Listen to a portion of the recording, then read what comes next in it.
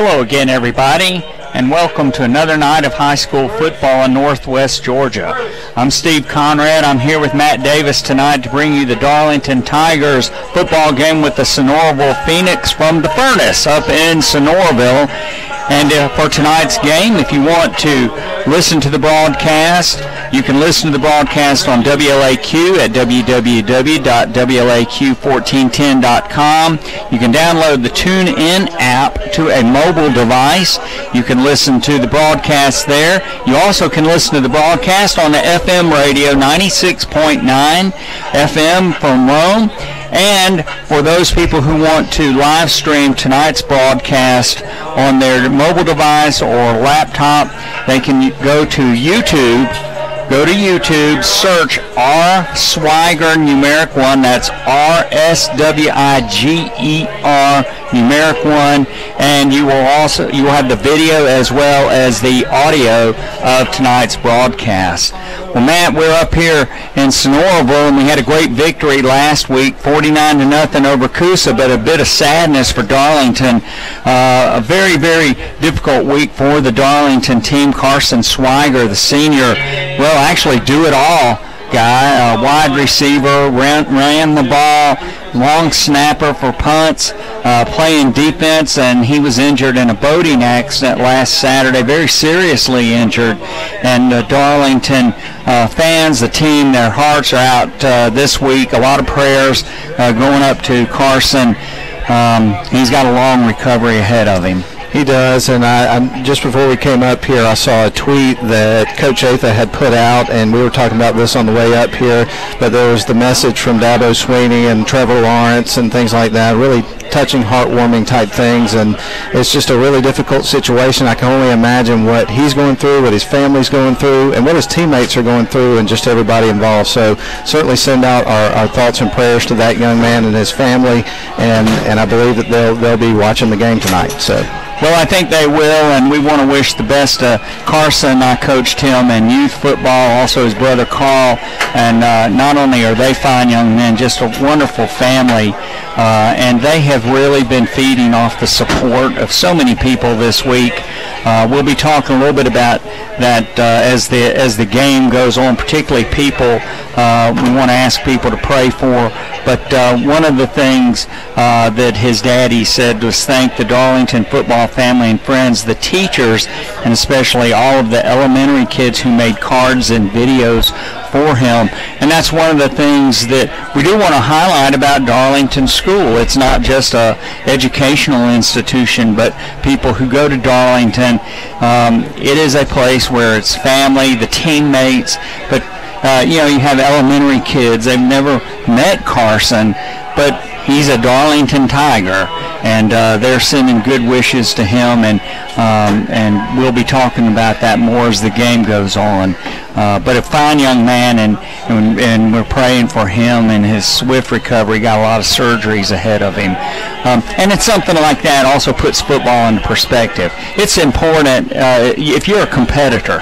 Sports are important, and anybody will tell you a person who doesn't care whether they win or lose, if they're a competitor, that's not the kind of person you want on your team. But there's a point at which you do put things into perspective, and this situation with Carson certainly puts in perspective the winning and losing, because now we have a young man. He's got to win at a bunch of other things that he has not been prepared for, but he is mentally tough, and he's going to do fine. Well, I really appreciate your words there. I know the family certainly does, and man, just what a definitely terrible situation, and again, thoughts and prayers. All right, well, let's get back to the Sonoraville Phoenix. Matt, Darlington's only played Sonoraville 3 times. Darlington leads the series, and last year Darlington won 20-0. But I was trying to remember the last time we played Sonoraville, and it was not long after they started playing football, which was only in 2006, a brand new school up here in East Gordon County, and Darlington won those 2 games games pretty handily, and then there was a period of time that we didn't play.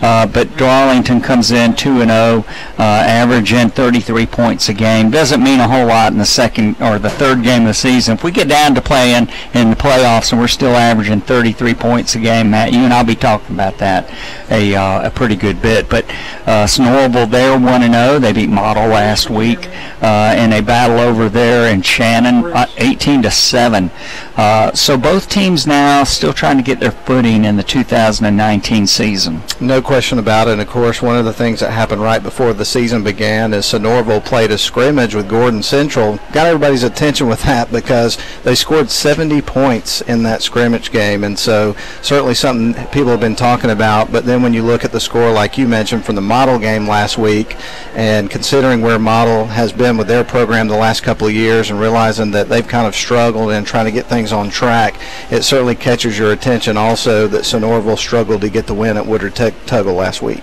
Yeah, and, you know, everything with Sonoraville starts with quarterback number 14, Brady Lackey. I hope I won't call him Brandon Lackey. When my daughter was growing up, she had a friend named Brandon Lackey. So hopefully I'll just call him Brady Lackey, but everything starts with him. Good skill player. He's a junior. Throw the ball. He can run the ball, and he's got good skill people around him, starting with their slot receiver, number 7, Blade Bryan, who's also an outstanding defensive player, plays on the corner. He goes both ways. And then they have Colton Whitehead and Colton Richards. They're playing running back. And, of course, Trip Morrison, number 93, their kicker, is a big part of the offense for Sonoraville. No question about it. And the other thing there are two things that really jumped off the page at me when I was looking at their roster and also their starting lineup that Coach Pate from Sonoraville sent us earlier in the week, was that they only have two-way starters on this team, and that's not a luxury that a team with a roster size of Darlington has. They have a lot of guys that are going to play on both sides of the ball quite a bit. And the other thing was that when you look at their starting 5 on the offensive line, they've got 5 seniors there, so they've got some experience up front. And one of the things that's been a hallmark of Sonoraville teams in the past is having some sizable guys on the offensive line. I know several years ago they had a guy here named Kenny Cooper, who is now one of the best offensive linemen that the Georgia Tech Yellow Jackets has. So they've definitely had a history of having some good linemen. Yeah, and they've struggled the past couple of years, you know, going 4-6. They had some success back in 2014, 15, and 16. 3 of the 4 winning seasons they've had since they started football in 2006. We were talking to our good friend Doug Walker up here a little while ago, and he was talking about the injury bug hitting Sonoraville, and we were just looking at number 65, big lineman Jax Knight. He's a sophomore, and he's out for the season with an injury. And, you know, just like with Darlington, if you don't have a lot of depth, injuries or someone who cannot play really affects you. So both teams have been suffering with that, and the Tigers have to come in and use the players they've got and the replacements that they'll have for Carson, especially Mason McKenzie as long snapper, to offset that lack of depth. Definitely, and you know, when you look at the first couple of games that we've seen, it's been interesting to watch the offense of the Darlington Tigers, because in that first game, they passed a fair amount there in that first half against Pepperell. In the second half, they grinded out the second half. It was a close game in terms of the scoreboard, but, you know, in a lot of ways, I felt like Darlington sort of dominated the competition in that game. Then in the second game, they were able to build a big lead, and we saw a little bit more in terms of dynamic nature of the play calling in that second game. And so it's going to be interesting to see, Steve, as the season goes along, how that playbook opens up with some of the different playmakers you have on this team, and then especially when you've got a quarterback like Griffin Brewster that's got an arm that can get the ball down the field. Yeah, let's talk a little bit about the Darlington offense and the Darlington defense. And, of course, the offense begins with 2 really, really great seniors. Griffin Brewster, back from his ACL injury, has really been throwing the ball well. He's actually the leader in Floyd County, Matt, in passing, 185 yards, which is not a whole lot per game in high school and when you look around other players who throw the ball for 400 yards, but that's not the Darlington bread and butter. The Darlington bread and butter is running the ball, and you're going to hand it to Colin Rogers, who's as good a physical specimen I have ever seen at Darlington. He is one of the best backs I've seen, and he leads the county in rushing, 264 yards in 2 games, 6.1 yards per carry. And like we said last week, Matt, when you see him coming, you just don't want to stand in his way. You want to just kind of grab, hang on, and hope you get help.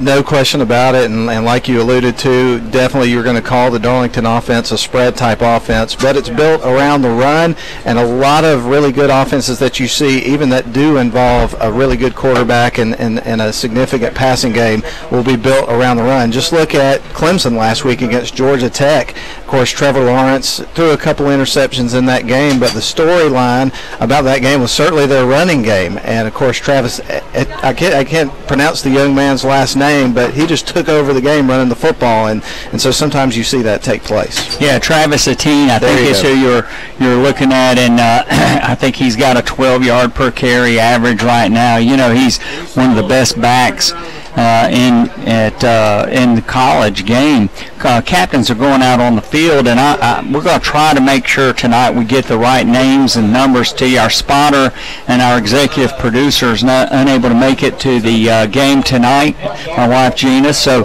we're going to miss her, Matt. There's no telling what you and I will say up here because we don't have anybody to keep us straight, but in any event, we'll miss her tonight.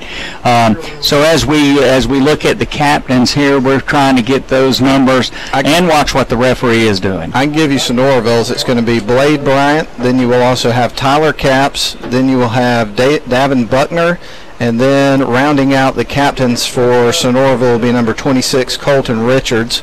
Then for Darlington, you're going to have number 19, Braden Bell, and then they turn just as soon as I started naming their names. So when they turn back around, I'll give you the rest of them. Well, we have number 14, Frank Manning, who leads the county, by the way, in interceptions, 2 on the year, 1 in each game.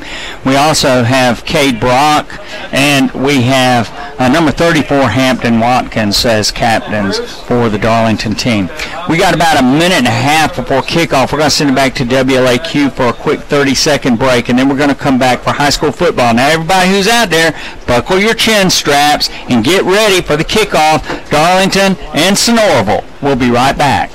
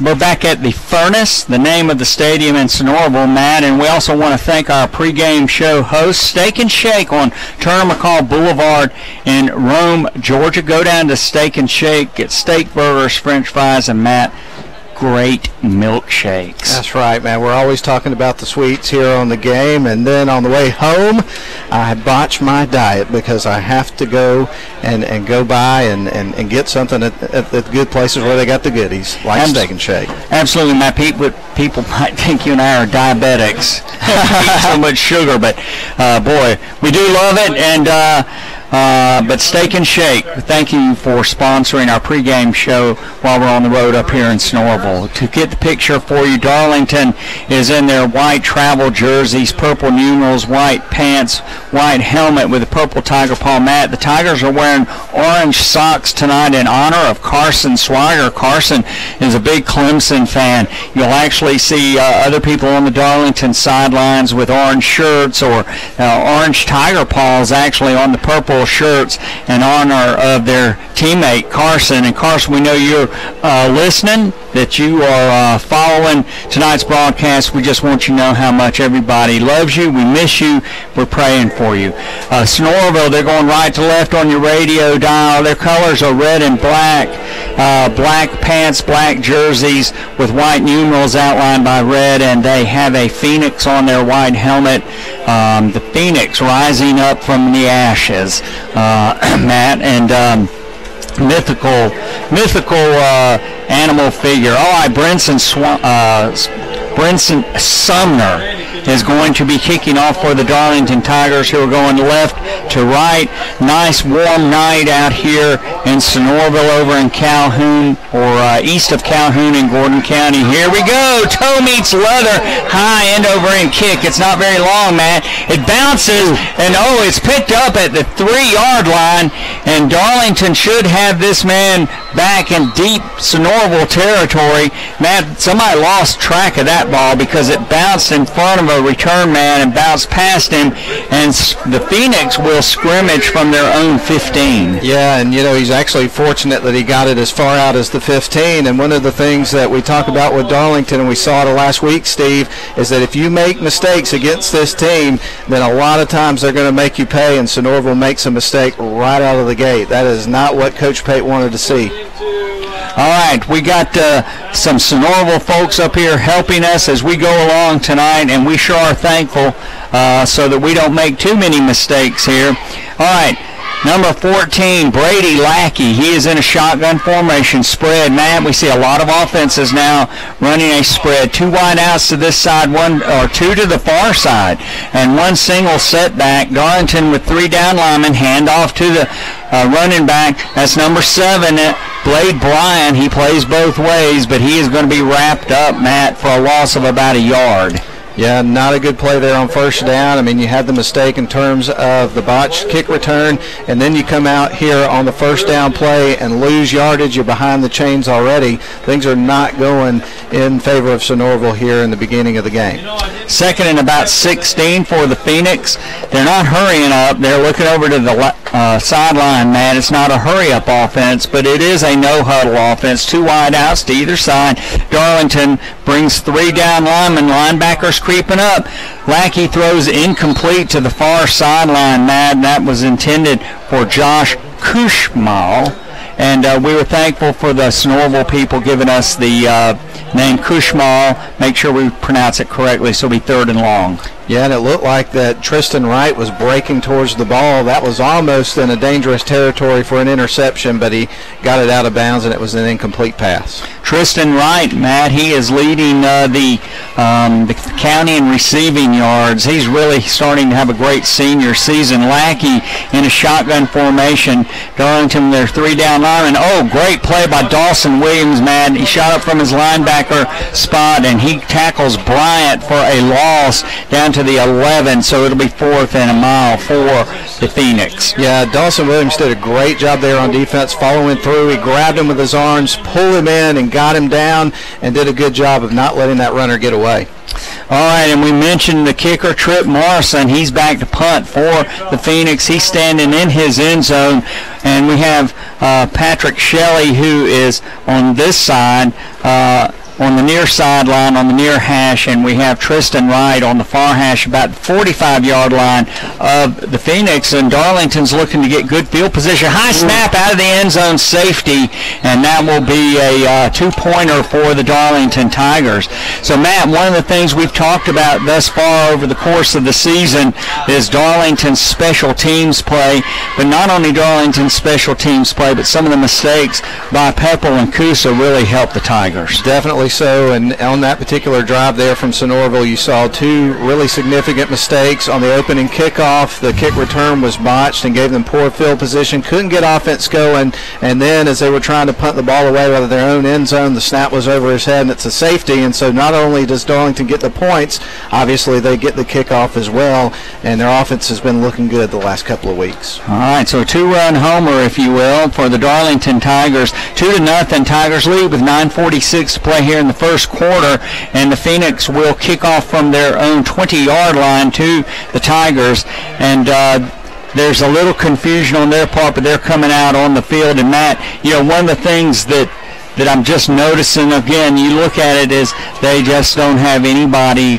with the size of Cade Brock or the size of Tate Ratledge. Of course, very few people have somebody the size of Tate Ratledge, but from the standpoint of lineman Luke Lewis, you'll see Luke Lewis out there. He's just towering over the group of Sonoraville players that are out on the field right now, and that's going to be a big part of tonight's game. Definitely, and if Darlington keep their big line healthy, that's going to be something that teams week in and week out are going to have to deal with. And even if you can handle it a little bit during the early goings of the game, they can really wear you down as the game goes on. Okay, this is going to be a high kick. Come down to Shelley. Shelley drops the ball, and the Phoenix have the fumble recovery, I believe, Matt. Let's see. Well, Darlington got it. Boy, they had a guy jump toward the ball, Matt, and he did not field it.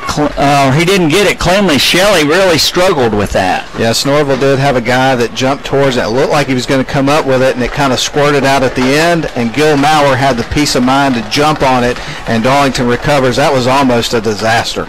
All right, Darlington 1st and 10 on the near hash at their own 37-yard line. And, Matt, we'll be calling out the players on both teams, especially trying to get the linemen as we go through the night. We like to be sure we call out the names of the guys in the trenches. But size-wise, Darlington has an advantage over the three-man front of the Phoenix. Griffin Brewster back to throw, looking to his left. He's throwing the ball to a wide open man over on the far hash mark, and he gets tripped up. I believe that's Patrick Shell. No, that's Tristan Wright.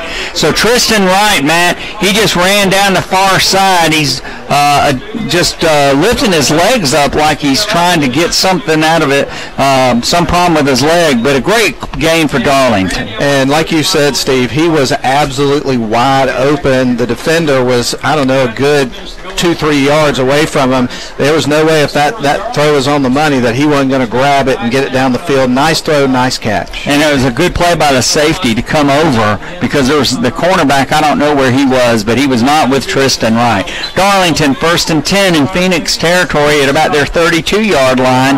Man in motion right to left. Quick pitch to Colin Rogers on the outside. Colin Rogers gets down inside the 30, Matt. He's keeping up with his 6-yard average per carry. He gets down to about the 28, maybe 27. And nice game for the Tigers. Let's make it 2nd and a long 5. Yeah, we're watching this offense become very dangerous right before our very eyes. Great running game set up by Colin Rogers, and the passing game's been phenomenal. All right. 2nd down and a long 5 for the Tigers. Man in motion left to right. Patrick Shelley takes it on a speed sweep. Shelley, 25, and he gets upended there. Great tackle by number 7, Blade Bryan. And we've been told by the Sonoraville folks up here in the press box what a great player he is. And, Matt, that was a great tackle in the open field. It was. The Darlington Tigers tried to come this way with the sweep and stretch the field out here on the near side, and the defense didn't bite and made a nice stop. But I got to tell you, Patrick Shelley, he's been impressive the first couple of games. We're going to see some big plays from him tonight. He is really coming into his own. The sophomore's having a great season thus far, and he's very elusive, very speedy. Third down at about 4. The line to make is the 22-yard line of the Phoenix. They're bringing up extra people to stop the run. And here's a pitch to Colin Rogers. Cuts to the outside. Got a block. 20, 15, 10, 5. And he gets cut down just before he gets down to the goal line, Matt. But Colin Rogers turned on the Jets with a block, blocking a man to the inside and gets inside the 10-yard line. Yeah, the Darlington Tigers mixing it up on both sides of the field there, found something open, and like you say, there was a big block that opened that up for Colin Rogers, and then he turned on the Jets and almost scored a touchdown. Very little wind down here tonight, Matt, although more than the last couple of weeks, and very hot and humid over at the Furnace, but Darlington not affected by it at all. First and goal from the 3, power I formation, and Griffin Brewster fakes it to Rogers. Touchdown! And that was a wide open number 26, Matt. Gavin Forshaw, I believe. All right, Gavin Forshaw. Yeah, we've had that problem before, and I don't have that particular roster with me, so we're going to have to put that down here. Number 26, Gavin Forshaw, 3-yard touchdown pass by Griffin Brewster. And it was on a trick play. They faked the handoff over to, of course, Colin Rogers, and then threw the pass. What a beautifully executed play, and Darlington is just looking really fresh and in sync here on that first drive. Sumner for the point. The ball's down. It's up. It's through. And so Darlington goes up 9-0 with 7:20 to play here in the first quarter. So we're going to send it back to WLAQ for a 30-second break, and we'll come back for Darlington's kickoff. Don't go away.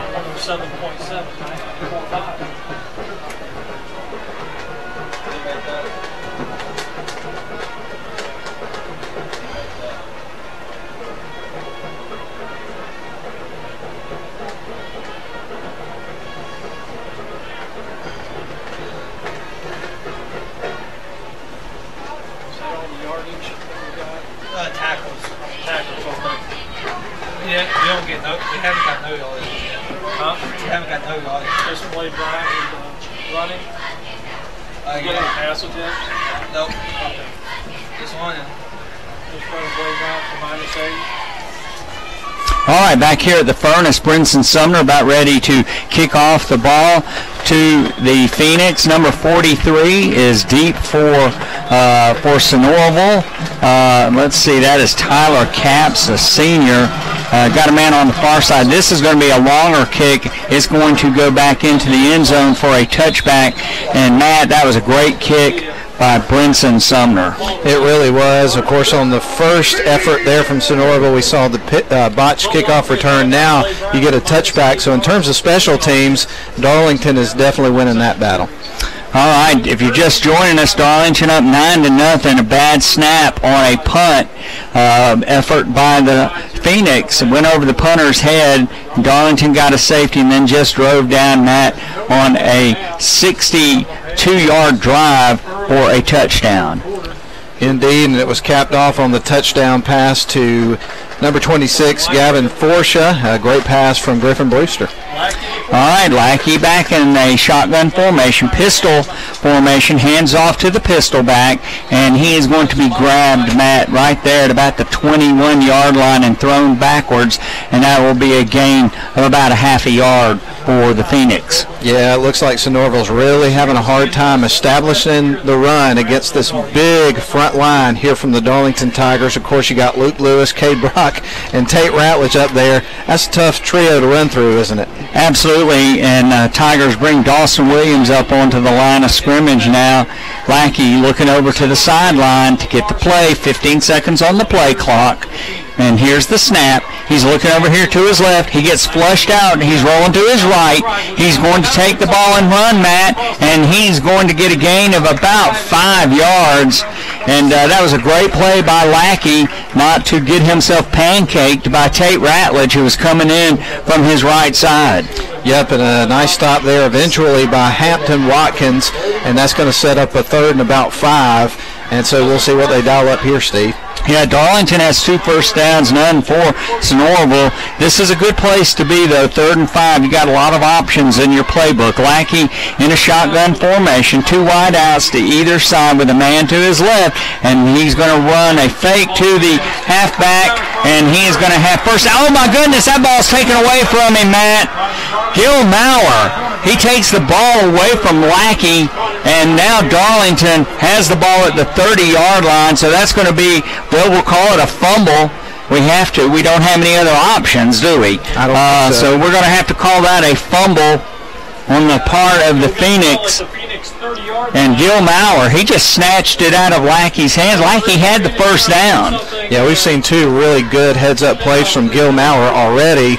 I don't know, he may have heard something about the Honeymoon Bakery icing on the cake player of the game, and he decided he wanted some cupcakes tonight. Yeah, he must have, because the Honeymoon Bakery, if you have not been there, it doesn't matter where you are around the world, you will not find anything better than you will find at the Honeymoon Bakery down on Broad Street, and they honor a player of the game. All right, handoff to Colin Rogers. Then he pitches it to Patrick Shelley on a reverse. Blocking out there. Griffin Brewster hits a man and knocks him backwards. And Patrick Shelley on a reverse, Matt. He's going to gain about 6 yards. Let's see where they mark it.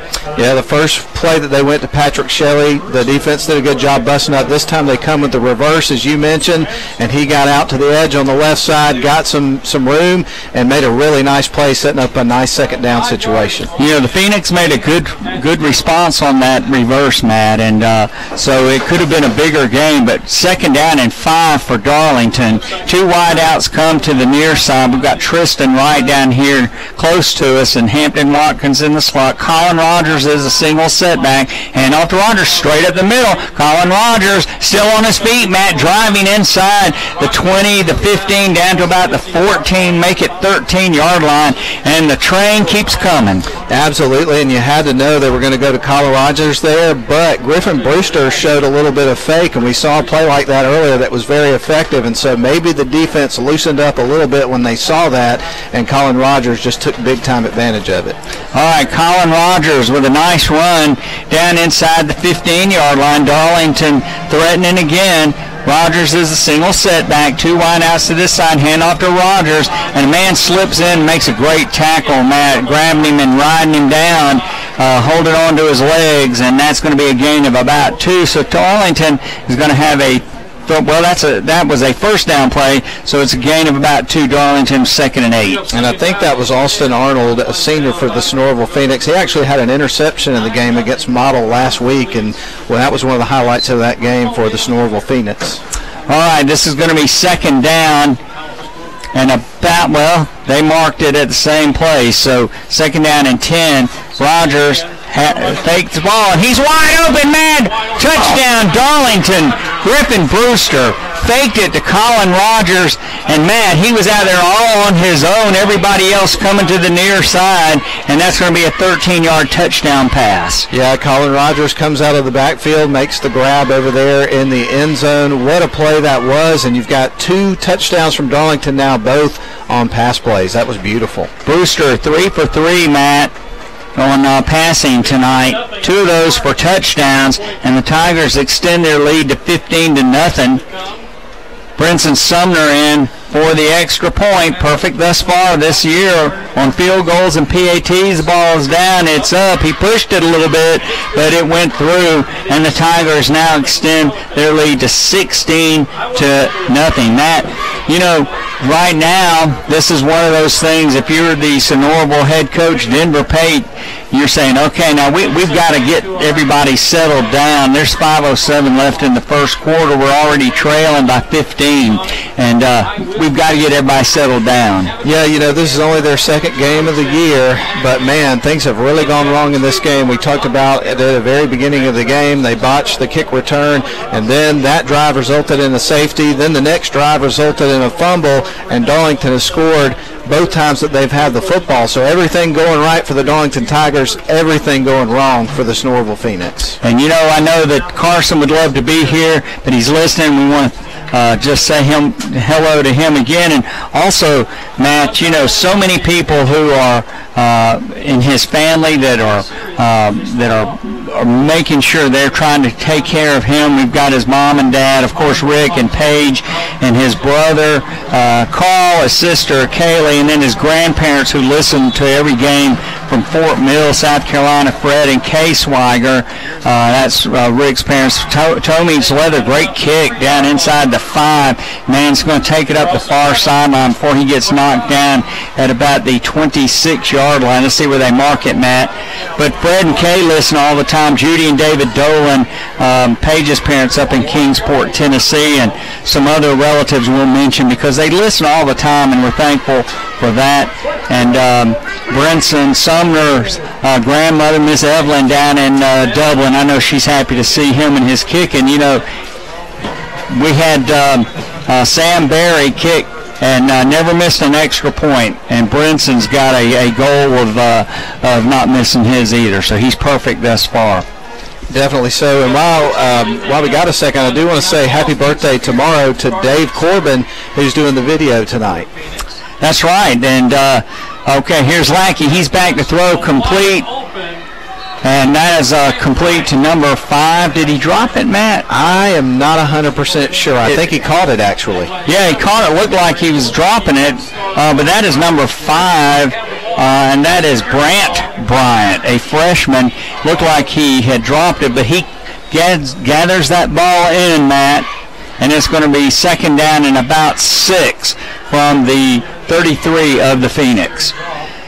And fake to the halfback by Lackey, and he takes the ball straight upfield, Matt. Last time he did that, the ball was taken out of his hands, but he gained about 5, make it 5.5, and very short on a third down for the Phoenix. Yeah, 2 positive plays there for the Phoenix after just a disastrous start of the game. And so if you're Darlington, you really got to pin your ears back here and get a stop. You don't want this offense to get into any kind of rhythm. Yeah, and he actually got a first down. So Lackey in a shotgun. He looks over to this side, throws complete to a man on the near side, knocked out of bounds by Patrick Shelley. But that is not until Ben Burns gets close to another first down for the Phoenix. Yeah, right now the quarterback here for Sonoraville is going with some short passes, just kind of dinking and ducking, and it's being effective. They're starting to get a little rhythm on offense, and they're close to picking up their second first down. All right, 9.5-yard gain, so that's going to be second down at about the 48-yard line of Sonoraville. You got a second down at about 1. They're going to hand the ball off to number 7, Bryant, and he is spun down inside Darlington territory. And Matt, right now the Phoenix are looking pretty good on their offense for their third possession. Yeah, they're really mixing things up with the short passes and then in the runs, and like I say, they've started to get a little bit of rhythm. They look like a different team than they looked in the first, 10 minutes of the game. Yeah, and number 7, Blade Bryant, that time the senior, he really ran well. He picked his hole, hesitated, got into it, and got a first down at the Darlington 46-yard line. First time that the Sonoraville Phoenix have been in Darlington territory tonight. Everybody looking to the sideline, but they're not looking for a Honeymoon Bakery icing on the cake player of the game. That's for Darlington players. Hands off to the pistol back who moved backwards, Matt, to get into that position, and that's going to be a gain of maybe 1 to the Darlington 45. And we were talking about Dave Corbin and his birthday coming up tomorrow. His wife, Gretchen, came up to the press box just a little bit ago and walked through here with a Honeymoon Bakery box. I didn't see what was in the box, but I'm hoping that Dave is filling in a sharing sort of a mood today. Well, I hope so. There were some whispers about how we could get our hands on that box with some of the people up here in the press box, but Gretchen got through with it and gave it to Dave, so we wish him a happy birthday. All right, Lackey, he's back to throw the ball, and he has a man wide open on the near hash, and he just drops the ball, Matt, and that's number 11, Ben Burns, who's a great player for Sonoraville, just couldn't hang on. It's 3rd and 9. Yeah, senior wide receiver, and we see that happen a lot. It seems like every week for one team or another, they look down the field, see a little bit of green grass, and then forget, hey, I need to secure the ball before I start running. He just kind of lost control of things. 2:55 to play here in the first quarter. Darlington 16 and Phoenix nothing. If you're just joining us, a safety and then a 62-yard touchdown drive and a 30-yard touchdown drive after a turnover. Lackey looks to his left, and the ball gets knocked up into the air, and then it falls incomplete. And he looked to his right first, and before I could even say that, Matt, he turned back to the left and thrown the ball, but it's incomplete. And Cade Brock did a good job right there, jumping up, got his hands in the air, batted the ball away, almost had an opportunity there, even though he was just trying to bat it away for an interception because it got deflected in the air and almost gave him some time. But what a fantastic defensive play that was. It really was. And, you know, Matt, we've talked about execution of details, and on that particular play, the dropped pass that would have been a first down has caused Sonoraville to have to punt the ball. But you got to execute. Nice snap. Be a high kick. It's going to bounce at the 15 and roll out of bounds and about the 13-yard line, Matt. And we had Luke Lewis come in, get close to that, but he did not get it. But Darlington takes over for their third possession of the night, and that's the second punt for the Phoenix. Of course, in this situation, Darlington's field position is not near as good as they've become accustomed to in the early goings of this game. Yeah, it's down inside the 15. The Tigers are 86 yards away from a touchdown. They lead 16-0, and Matt, you know, it's execution, and thus far Darlington has executed better than Sonoraville. They truly have. This has been a great game for the Darlington Tigers so far. Yeah, Tommy Atha got his 143rd win last week, and he's trying to, again, to take that win total up. Colin Rogers puts both arms around the football mat, and he just bulls his way out to the 20-yard line, and Darlington will have a second down and 4. And you were talking about paying attention to details. I mean, when you look at a guy that's won 71.86% of his games and wins as much as he does, details have a lot to do with that. He's a very detail-oriented coach and does a great job. He sure does, and not only is he a great coach, he's a great leader of young men. Griffin Brewster complete on a bubble screen out to Patrick Shelley, and he gets around the man that's being blocked and then gets over on the far sideline, and he's going to have his second catch of the night, Matt, and Darlington's in business with a first down at about the 31-yard line. Yeah, Patrick Shelley was our Honeymoon Bakery Icing on the Cake player of the game last week. He's already making plays, and this year this guy has really come a long way from where he was last year. We knew he had talent, but he's really developing. Yeah, he's a sophomore. He comes in motion, left to right, takes the ball on a speed sweep, cuts it upfield, Matt, and he weaves his way out to about the 36, 37, but it looked for just an instant like he might have a crease and get deep into the secondary, but a nice run by Shelley on a speed sweep. And you know, the thing I like about him so much is how versatile he is as a player, because Coach likes to put him a lot of different spots. Sometimes you'll see him go out and catch passes. He can run the ball. He's got some speed. He's very athletic. He can move. And so we're going to see big things from him throughout his career here at Darlington.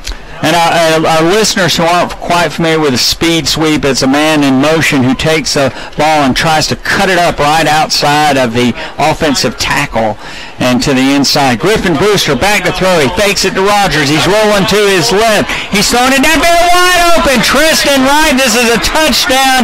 Man, I don't know what happened to the defender, but there was nobody within 15 yards of him. Griffin Brewster on a very, very long pass, 65 yards, Matt, from 35, 65-yard touchdown pass from Brewster to Wright. What a pass and what a play. And as you mentioned, Steve, if you watch Tristan throughout the night, they have not been able to cover him. He has been wide open. And, of course, Griffin Brewster threw a strike to him, a long pass, and he was able to score. What a fantastic play. And, man, the Darlington Tigers are just picking up where they left off last week. They're dominating this game. Yeah, they are. And that was a great pass from Brewster to Wright. And Sumner gets it through and pushed that one a little to the left, but he did get the ball through. And so another PAT for Brinson Sumner. Matt, 23-0 here, getting close to the end of the first quarter, and the Tigers have pretty much had their way with the Phoenix. Yeah, I felt like Darlington's chances would be pretty good tonight against this team based on what we've seen so far, but I would not have guessed that they would be up 23-0 before time has expired in the first quarter of the football game. Yeah, me neither, Matt. And, you know, the Tigers are just firing on all cylinders. Griffin Brewster, Matt, 5 for 5 25 passing tonight thus far, and he has 3 touchdown passes tonight. Unbelievable performance so far, and we're just glad to see him back and healthy and performing at a high level like we knew he would.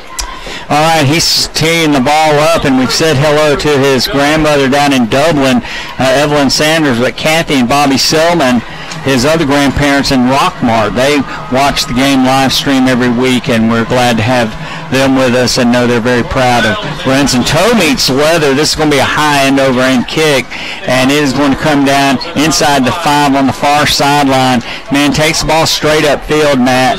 Good return out to about the 24-yard line. That's exactly how you teach people to do a return. You get the ball and run straight up field. If you recall last week, one of the Coosa returned men kept running sideways, and by the time he would get to where he wanted to cut it up field, the coverage had gotten down to him and he was tackled inside the 20.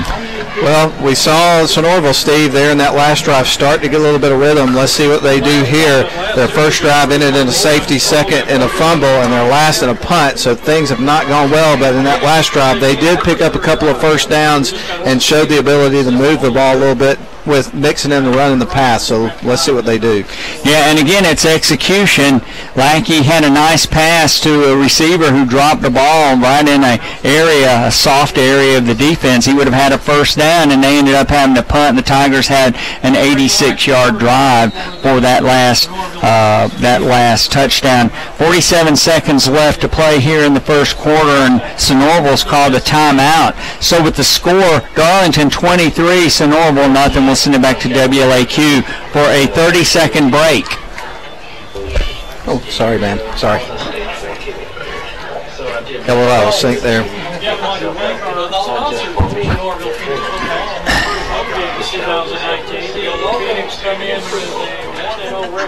Physically stronger, but I need to work on fielding and I know God is working. Georgia National Bank, Diane Kirby, Coldwell Banker Real Estate, Terry Brumlow and John Robbins, real estate attorneys, Top Grade Lawn Care, Dean Sikorsky, Professional Eye Associates, Burton Edward at Brian Burton and Edward Jones, Family Savings Credit Union, and Matt Carey and Sons Funeral Home.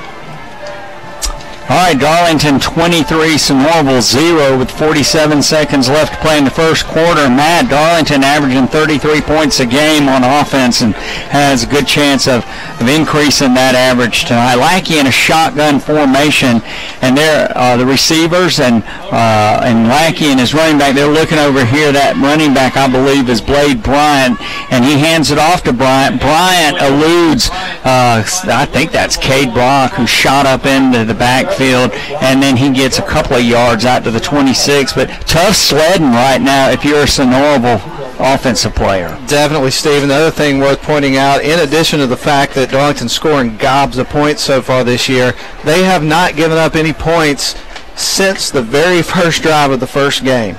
7 points they've given up, and there's one big play. I hadn't even thought about that. I knew that we'd only given up 7 points, but you're right. It was the right there at the beginning of the Pepperell game. All right, Lackey back to throw, under pressure, rolling to his right, trying to escape the Darlington pressure. Man, he's got a nice little run there. I'm very, very impressed with Brady Lackey. Here's a score update that we just got from Lynn Butler back at the studio. Thanks, Lynn. Rome is up over North Clayton 21-0 early in that game. All right, Rome 21 and North Clayton, nothing. And of course, the Wolves had a tough opening game with Marietta. And by the way, the hourglass for the first quarter has run out, and we'll be tipping that over for the second quarter. But Matt, you know, right now, just talk a little bit about your thoughts of the first quarter here. Well, I thought it was a dominant performance there from the Darlington Tigers, and we talked about it in the pregame. Darlington has been one of those teams where if you make mistakes against them, they're going to make you pay for it. A lot of discipline with this team, and a lot of our, players that are going to be opportunistic, and that's certainly been the case here tonight. They have made Sonoraville pay dearly for their mistakes. They have in Darlington with 3 possessions for the night, 62-yard drive for a touchdown. Griffin Brewster to Forsha. And then we had a 30-yard drive after Gil Maurer pulled that ball out of Lackey's hands, and we had it on the 30. And then, of course, the 86-yard drive completed by a 65-yard pass from Brewster to Wright. Brinson Sumner perfect on his point after, and the Tigers, like you say, put up a very dominant performance. No question about it. And, of course, we want to make sure that you stay tuned here at halftime for the Steak and Shake on Turner McCall Halftime Show, where we're going to talk over what happened here in the first half. And I got a feeling we're going to see a lot more stuff go down in the next 12 minutes like we did in the first. And we are.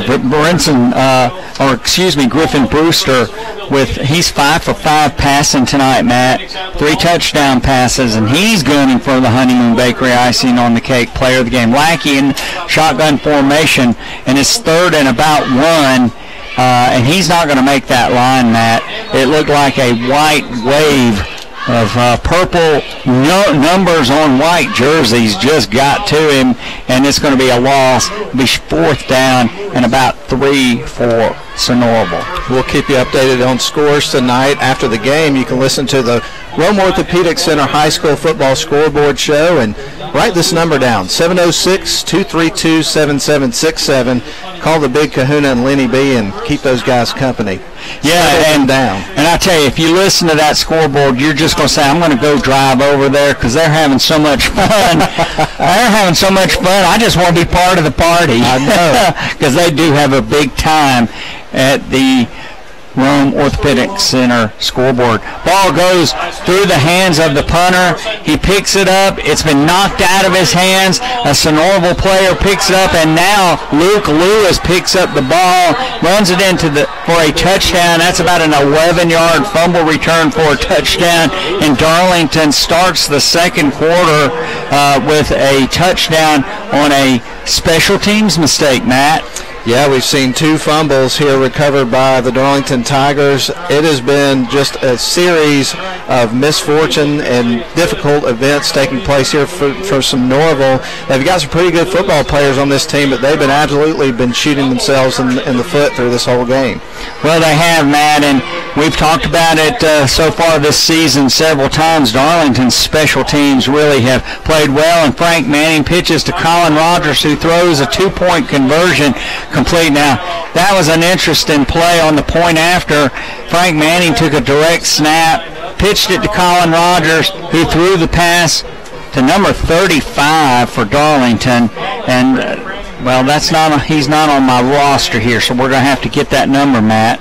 Who are you looking for? Number 35. Okay, I've got 2 different rosters. Let me refer to my other one and see if I can come up with that. We do our best. We ask for everything, but sometimes... Well, without our executive producer, Matt, we're just kind of groping along here. And things get updated sometimes, and so sometimes they don't. Okay, number 35, not in the Darlington Tigers Fall Sports program. 31-0. But, and I thought that was 35. Was it 35 or 25? I thought it was 35. Well, I don't have it. Sorry. Well, 25. Our Sonoraville help here. And that's Dawson Williams, his first points of the season on a pass from Rogers. So Dawson Williams. And so Darlington now leads 31-0 with 11 minutes to play. Okay, now they're pointing out 35 again. No, 35. We're going to get this in a minute. Brinson Sumner, high end-over-end kick, comes down to a man at the 11. And he weaves his way through traffic, Matt, out to about the 35-yard line, the best starting field position for Sonoraville. Yeah, that was a pretty good return, and he had some help from his buddies over there, got him a couple of good blocks and set them up in better field position than they've had tonight. All right, and it's going to be 10:53 to play here in the second quarter, first half. Matt, Darlington gets the ball to start the second half, but the Tigers are up 31-0. So right now the wheels have come off the wagon for Sonoraville, and they've rolled pretty far away. Yeah, this has been interesting to watch Darlington create separation in the score the last couple of weeks. It's been a while since they've done that. Yeah, Lackey, he fakes the ball to his running back, and he is going to weave his way upfield, Matt, for a couple of yards. A flag comes flying in, and a face mask is going to be called against Darlington. First penalty of the night, Matt. Indeed, it's been pretty clean in terms of the penalties, and I've actually got a few scores if you'd like to have them. All right, give them to us, Matt. Tryon over Dade County, 14-0. Haralson County over Almerchi, 21-0. Pepperell over Pickens, 13-6. And Coosa is up over Mount Zion early, 7-6. Holy cow, Mount Zion, by the way, Matt, if you looked at the region standings today, a sub-region, they're the only team without a win. They are 0-1, and it's unusual to see Mount Zion of Carrollton in the cellar. Yeah, Lamar County beat them last week, and I don't think Lamar County had a good season last year. All right, 5-yard penalty against Darlington for an incidental face mask. First down and 1. And that's going to be a completed pass by Lackey. And Terrell and Calhoun, 0-0, Matt, in the second quarter. And Calhoun and Sonoraville play next week, so they're interested in that score. Plus, they just don't like Calhoun over here in East Gordon County. First and 10 for the Sonoraville Phoenix. Lackey in a shotgun, looking downfield. He's going to throw the ball down the left sideline. Complete. Oh, dropped again. And he got behind the defense, Matt. Would have been a touchdown. And that's the second dropped pass tonight that would have been a big play for Sonoraville. Yeah, as we pointed out, there have been a lot of mistakes here in this game, including some big opportunities missed on plays like that. So that's got to be frustrating there for the Sonoraville Phoenix. And when you're down 31-0, you're trying to find some positive things to build on, and things just keep going the wrong way for the Phoenix. Yeah, it's just execution, and perfectly thrown pass by Lackey and dropped by the receiver who'd gotten behind the secondary. And this is going to be third down, and the ball's down on the ground again. Not a very clean handoff between Lackey and his running back, Matt. Yeah, the running back just ran right into the shoulder of the quarterback of the Sonoraville Phoenix, Brady Lackey, and it popped the ball out. And luckily for Sonoraville, they were able to recover that time. All right, and this is going to be a third down play here. Third down and 15. The line to make is the Darlington 40. And Sonoraville is just shooting themselves in the foot here, Matt. Beautiful night for a football game, and I believe it's pretty hot outside, but we don't really know anything about that because we're in the air conditioner again. Very nice, very nice. Lackey back to throw, looking to his left, trying to set up a screen. Intercepted by Darlington off the fingertips of the receiver. And let's see if we can get that number. That was Gavin Forsha. All right. Number 26. Number 26, so Forsha with an interception. Second turnover of the game for the Phoenix. That went right through the hands of Lakeland. And, the Sonoraville folks are up here talking, Matt, again. Execution went right through the hands of the receiver. And, of course, you just have to say Lackey deserves a better fate than some of this. Indeed. I mean, like you say, it wasn't a terrible throw, but it went through the hands of the receiver, and luckily for Darlington, they've been heads up all night. Anytime opportunity has presented itself in situations like that, they've been able to take advantage of it. Now they got a short field. All right, first and 10 for the Tigers at the 35-yard line of Sonoraville. Griffin Brewster in a shotgun formation, man in motion, right to left is Colin Rogers. Colin Rogers out here in the flat, but Griffin Brewster's going down through Patrick Shelley! Incomplete, right in the middle of the field on a post. Two men running with him, Matt, and just cannot haul it in. Incomplete, first incomplete pass of the night for Griffin Brewster, but Matt, that ball was right on the money. It really was, and it was in traffic. I don't know what happened there on the play, but couldn't bring it in. And like you say, that would have been a touchdown and just another nail in the coffin in a game that has been dominated by the Darlington Tigers. All right, 31-0, 9:13 to play in the first half. Darlington cruising right now. Three wide outs to the near side, one to the far side. Griffin Brewster looks over to the sideline. I believe that's Frank Manning who's at a running back spot there, Matt. Let's see. Here's this. Oh, the ball's over Griffin Brewster's head. Manning's trying to get it. He can't get it. Griffin Brewster gets it, and that's going to be a loss of, well, Matt, let's just count it up. 10, 20, 5, yeah, 26, 27. Not one of Darlington's finest moments, Matt. But when you're ahead 31-0, you don't gasp quite as much. But Frank tried to jump on that ball and bounced past it, and Griffin Brewster got it. So it's 3rd down and a mile for Darlington. The line to make, Matt, is the 26-yard line of Sonoraville, and Darlington's at their own 38. It's mostly been for Sonoraville tonight, but I think somebody might need to check the football or something, man. It's lost its grip. It's been bouncing around quite a bit tonight.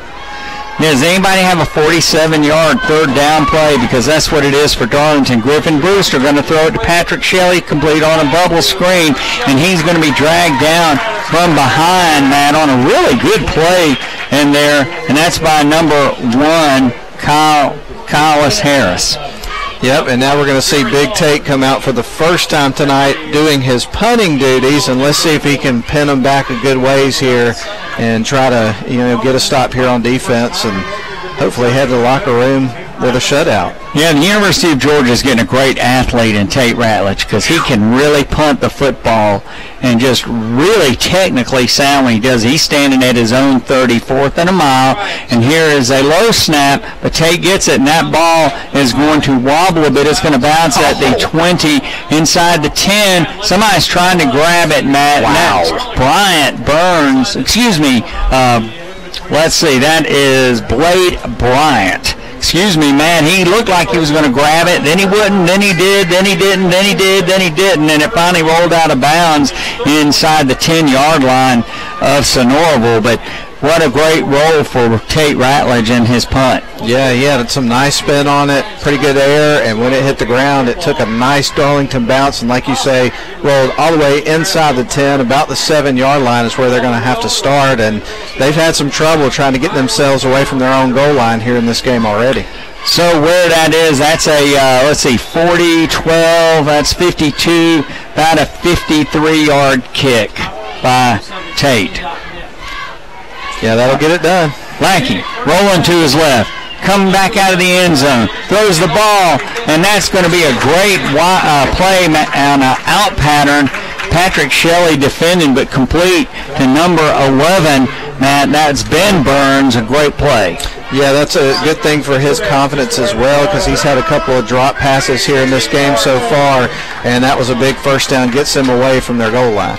It's going to be 1st and 10 for Sonoraville at their own 23-yard line, ball on the far hash mark. Lackey, he's been the quarterback all night for the Phoenix. 3 wide outs to the near side, 1 to the far side. Here's the snap, and he hands the ball off to his running back who comes out and just blazes out to a first down on the far hash. There'll be another first down for the Phoenix on a nice run. Yeah, that was Colton Richards, who also started as an inside linebacker. He's one of the only two-way starters here on this football team, and that's why they got to have him on the field. Look at the athleticism on that play. All right, Lackey in a shotgun formation, single setback with him. Here it goes, hands it off. Well, takes the handoff, cuts it up behind the running back. Man, he was trying to get to the side. He's still on his feet, spinning, and now bad tackling by the Darlington Tigers right then on a nice run by Lackey. And he's going to be out inside Darlington territory, out of Sonoraville territory down to the 46-yard line of the Tigers. Yeah, Lackey can be a dangerous player. We've already seen he's got a pretty good arm, can make some nice passes, even though they've had a couple of drops in this game, but he can also run the football. That makes him dangerous. Very, very impressed with the junior quarterback for the Phoenix. 1st and 10. 6:25 to play in the first half. Lackey completes it, dropped pass, another dropped pass, and that was number 5, the intended receiver here on a little bubble screen over here, Matt, and that is Bryant, the freshman. And not to pick on the wide receivers, but you pointed this out earlier, Steve. It's kind of frustrating watching that for the quarterback because he really is making some nice throws in this football game, but unfortunately guys have not been able to hang on to it. All right, Darlington 31 and Sonoraville nothing here in the second quarter. 6:18 to play in the first half. Tigers have been in front and have dominated this game all night. And Sonoraville, with their second possession of the quarter, and Lackey, he throws the ball here to in number 7, Blade Bryant. It was a play behind the line of scrimmage, man. He just missed through the ball, and that's the first really bad throw I think he's had tonight. Yeah, no question about it. That one was certainly on the quarterback that time. So, yeah, he looked out here and just threw it more like a pitcher throwing a ball instead of a quarterback, and just lost control of it. All right, we have a very, very nice breeze over here, and it's getting dark over here in East Gordon County. Lackey in a shotgun formation takes it, shotgun, draw, quarterback draw, and Matt, he's got a first down. He just ran right through the Darlington defense that time. Really nice play by Brady Lackey. It's going to be 1st and 10 for the Phoenix at the Darlington 30. No question about it. Great play by the quarterback. We've talked about it throughout the night. He's a dual threat sort of a guy. He's got a good arm. He can run the football, and so the way things are going, I wouldn't be surprised to see him run it a good bit more than we've even seen so far. All right, 1st and 10 for Sonoraville at the 30-yard line of the Tigers, and that's going to be a handoff to Bryant. He weaves his way past the Darlington defense, going down the far sideline. Touchdown, Sonoraville, and that is going to be a 35-yard touchdown run by Blade Bryant. Yeah, this is interesting to watch because you see some really good runners on this team. We talked about the quarterback, Blade Bryant, on that play. I mean, he turned on the jets, and it's like, where were these plays earlier in the game? I think really when you look back at it, it's a lot of the mistakes here that Sonoraville's made in the game, but they do have some good football players on this team. And, Matt, that's a 93-yard drive by Sonoraville. Wow. All right. Bryant, who just ran the touchdown, will hold for Morrison. Ball's down, it's up, and it is through. And the new score with 5:42 to play here in the first half. Darlington 31, Sonoraville 7. We're going to send it back to WLAQ for a 30-second break, and then we will be back for more football. Don't go away.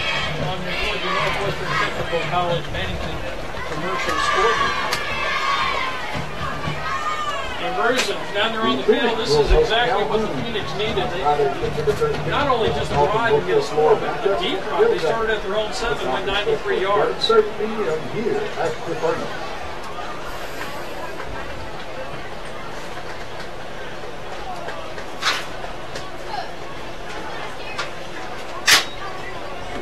thank you to DT Solutions, providing our athletic training personnel. And to Outlaws and our very valuable assets to this normal community. We're very grateful for the support of DT Solutions. Back at the Furnace, welcome. We're glad to have you with us tonight on a very pleasant evening in Sonoraville, Georgia, East Gordon County, and we're glad to have you with us as Darlington battles the Sonoraville Phoenix 31-7 as Morrison tees up the ball, and Matt, Darlington, boy, it looked pretty sloppy on that drive by Sonoraville. They really did, and we've seen Sonoraville here over the last couple of drives start to string together a few plays, and finally they were able to put it all together and get a score, and that makes things a little bit more interesting as we head to the half. All right, here we go. Morrison, toe meets leather. There's going to be a high end-over-end kick. Comes down to Darlington's receiver at the 3-yard line, and that's Colin Rogers. Has a head of steam, Matt. And, boy, did you see the defender on the other side as Colin Rogers, with that head of steam, approached him. You could see him start shaking, Matt. We could see it from up here. And he's still down, right? Yeah, he is laying down right now on the field. Bless his heart. But I can tell you right now, if I looked up and saw Colin Rogers with a full head of steam coming at me, I'm not exactly sure what I would do. I think I would probably just step out of the way, and you know, from the looks of it, I don't think anybody take your man card, man. That is a dangerous spot to be in right there. Yeah, he made the tackle. He got in there and made the tackle, Matt, but he is down. And Darlington will scrimmage from their own 38, let's see, 37. Matt, what kind of scores we got? You got any up? Yeah, hang on just a second. Let me pull up my handy-dandy score app here, and I'll go ahead and let you know that right now between Model and North Murray, that game's being played up in Chatsworth. Beautiful place to see a game if you've never been there before. It is really a great backdrop with Fort Mountain in the background. But the score right now in the first quarter is 7-7, Model and North Murray. And then Pickens County has tied it up against Pepperell in the second quarter. You've got Chattooga over Heritage, 7-0. It is, let's see if I can find any more that have local interest, 7-0 Calhoun over Therrell. I believe that game's being played over at Calhoun. It's Cartersville over Luella out of Locust Grove, 27-0. Rome up over North Clayton, 35-0. And that's 14-6, Tryon-Dade County 6. All right, and Tyler Capps being helped off the field. Matt, he may know he's in Sonoraville, but probably not. That's one of the things. You have somebody like that come at you, and he also appears to have a leg injury, but we sure wish him the best. But boy, Colin Rogers out to the 37-yard line. He started at the 3, so that's a 34-yard return. But boy, he had a head of steam. Yeah, and for Sonoraville, they hate to lose Tyler Capps because he's one of the two guys that we were talking about earlier that play both ways. Of course, he plays middle linebacker, and he's also plays on offense, and so he's a guy that they use quite a bit. All right, man in motion, left to right handoff to Joe Marion, and Joe Marion is ridden down like a steer, Matt, out at about the 41-yard line, and the tackler just grabbed him, rolled a little backwards, and took him with him. But a nice run for Joe Marion on first down, about 4. Indeed, and I think that's the first time we've called his name tonight, Steve, unless I'm badly mistaken. Yeah, I think he had not been in the game yet. So Griffin Brewster quarterbacking, and some extra guys coming in for the Darlington Tigers. That's Tyler Watkins in motion, left to right, handoff to Joe Marion, goes off right side, Matt, and he's going to have about 6 yards. He's going to be close to the first down marker at the 47. Yeah, it came really close, and with Darlington, it's a good thing to see Joe out there making some big plays here on offense, having a little bit of variety in terms of you can rely on to tote the rock. And that's going to be a first down for Joe. And Matt, he is picking up a heavy load for Darlington running back we had last year, who's transferred, and Joe has come in, done a great job spelling Colin, and Frank Manning's going to play some running back right now. So people coming in and out of the game, 31-7. Darlington leading, 4:19 to play here in the first half. Tigers get the ball to start the second half, and now the Tigers have called a timeout. So timeout on the field with 4:15 to play here in the first half. Darlington 31, Sonoraville 7, and we'll go back to WLAQ for a quick 30-second break and come back for more football. Don't go away.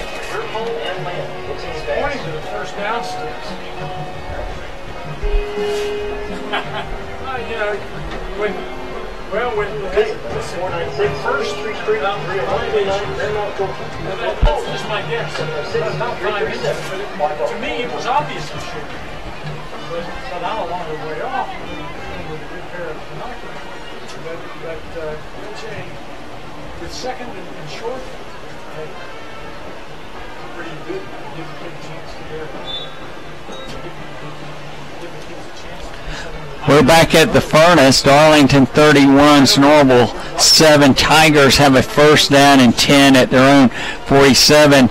And Matt, Honeymoon Bakery icing on the cake player of the game coming up after the game. We also have the Steak and Shake halftime report coming up. We got a lot of great sponsors for Darlington football. That's going to be a handoff to Frank Manning going off the right side, and the Tigers don't gain very much at all. I think that was Frank, Matt. Am I correct? You are correct, and yeah, and to what you were saying about the sponsors, we really appreciate them for doing that because, as you pointed out, we've got a lot of people that listen in various different ways, and without the sponsors contributing, then we wouldn't be able to do these games and bring them to a lot of people that like to follow the Darlington Tigers. So thank you very much. Yeah, and if you've ever had any interaction with some of the folks who sponsor the Darlington games, like Jower Sklar Insurance or Ware Mechanical, you'll know great customer service. And Griffin Brewster comes to his left. He's looking downfield, and he's going to throw the ball incomplete to a man who is in the secondary. I think that's Frank Manning. Yep.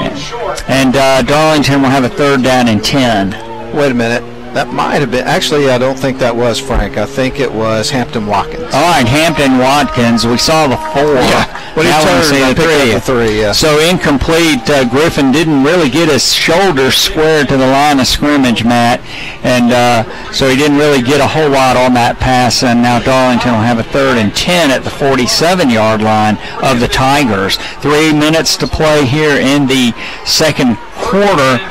Sonoraville's bringing up extra people, and now there's going to be a flag on the play, and it's going to be an illegal procedure penalty against Darlington. And, Matt, that's the 2nd penalty of the night.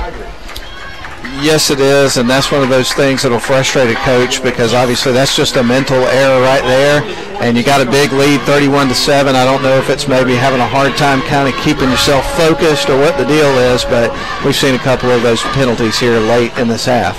All right, and coming up on the halftime report, in honor of Georgia State, the Panthers, we will be talking about some of the biggest upsets in college football over the 150-year anniversary or 150 years of college football. So stay with us at halftime at the Steak and Shake report. Griffin Brewster back to throw.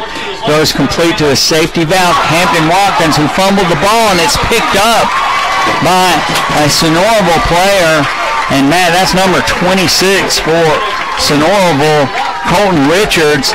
And Griffin Brewster threw over here to Hampton Watkins, his safety valve, who caught the ball and made a football play. He took 2 steps forward, and then he fumbled the ball away, and that's going to be 1st and 10 for Sonoraville in Darlington territory. Kind of interesting. It was a really cleanly played ball game for the Darlington Tigers up until the last few minutes, and we've seen some mistakes show up.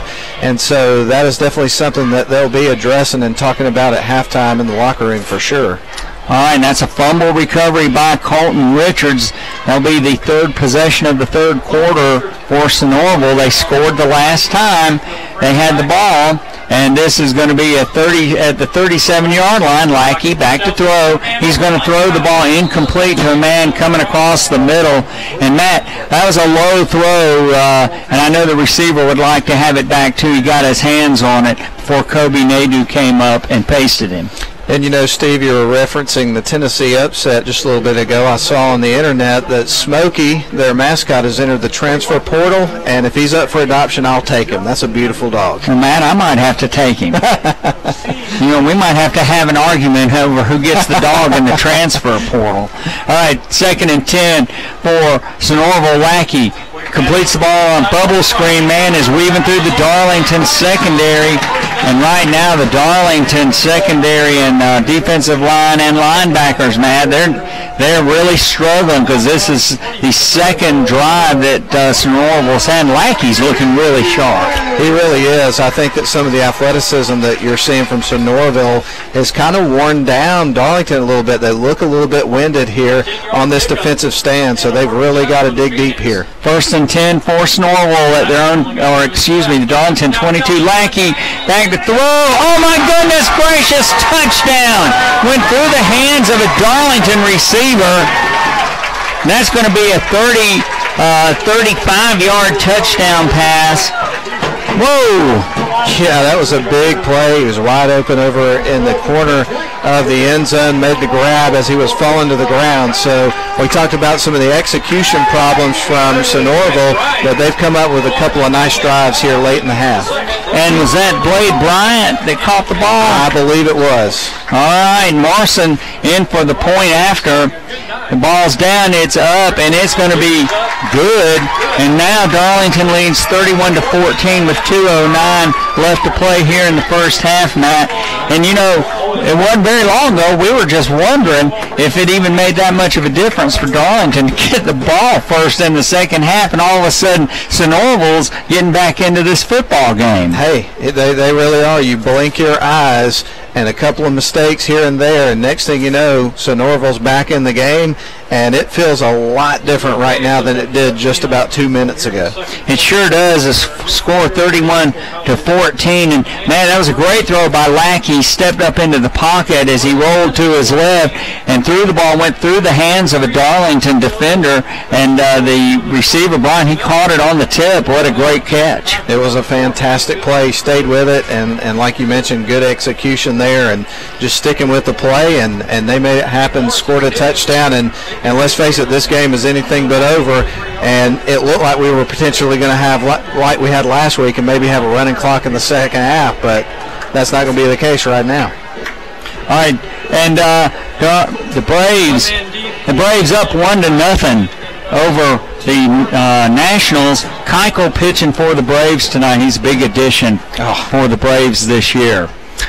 All right, Darlington. Home side of the stands with 7 just put on the. All right, and we just learned, okay, toe meets leather. Marson kicks it, and this is Colin Rogers at the 3. He's running straight up field. He's still on his feet, Matt. And thanks to Rick Swiger. And he said number 32. It was Carter Anderson, number 32, who caught the pass. So thanks, Rick. And Darlington's going to have a first down at their own, let's see, let's try to mark it, 22-yard line. So Darlington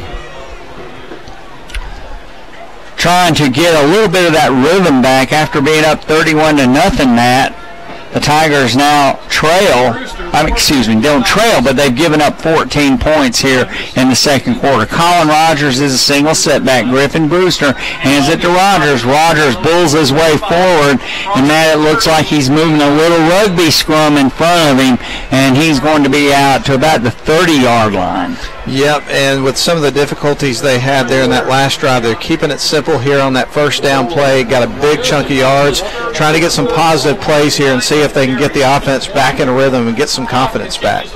All right, Darlington with 2nd and 1, handoff to Colin Rogers, and right now Darlington's moving the St. Orville line back, and he's got another nice gain, Matt, out to about the 36-yard line. And Rio, right now, St. Orville's defensive line, and they're so small compared to the Darlington offensive line, you could just run some wedge plays right now against their defensive line. Darlington 1st and 10. Griffin Brewster back to throw. He's looking over this way. He's going to throw the ball complete to Shelley in the middle of the field, Matt, on a little seam route out on the hash mark, and I believe this is going to be a first down. Yes, 1st and 10 for Darlington at their own 47. Yeah, I like it. 2 run plays kind of up the middle there with Colin Rogers, kind of lulled the defense to sleep just a little bit, and then pop that quick pass over to Patrick Shelley, makes a nice play and another first down. All right. Brewster back to throw. Looking over to Shelley coming across at the line of scrimmage. There's a flag down. That's generally going to be a holding penalty. And here comes the official signal. There's going to be a timeout, by the way, for Darlington, it looks like. Okay, is a timeout before the penalty? I'm not 100% sure. They haven't waved off the flag just yet, and the officials are having a little bit of a conference right around the 40-yard line at the middle of the field. It's a holding call, as you said. And that'll back them up. So, all right, we've got an inquiry, Matt, from one of the Darlington fans who's watching the game, asking about the orange socks, and we did talk about that before the game started early in the pregame, and we'll just mention again, Carson Swiger, his teammates are honoring him tonight in his love for Clemson Tigers, and trying to show their affection for him by wearing orange socks tonight. So if you're just joining us and you're looking at the Darlington players, it does look a little unusual. Griffin Brewster back to throw. He throws the ball in and out of the hands of his intended receiver, and that was Gil Maurer, and it went through Gil's hands, then went through the hands of a Sonoraville player, Matt, and fell incomplete. So with 32 seconds left, the Tigers face a second down and very, very long. They're at their own 35, and the line to make is the 43 of Sonoraville. Yeah, at this point, and I think if you're a Darlington fan, you're kind of just hoping that Darlington can eat the rest of this clock and get to the locker room and kind of regroup, because things have kind of gotten a little wacky over the last little bit. Yeah, and, no pun intended, since Lackey plays for Sonoraville, and Darlington doesn't have Lackey, but Matt, we got halftime coming up. Again, 32 seconds left before we go to the half. The Tigers are up 31-14. We'll talk a little bit about tonight's game. We'll continue to bring you up to date on some things with Carson Swiger. We'll talk about college football. 150th anniversary of college football this year at halftime.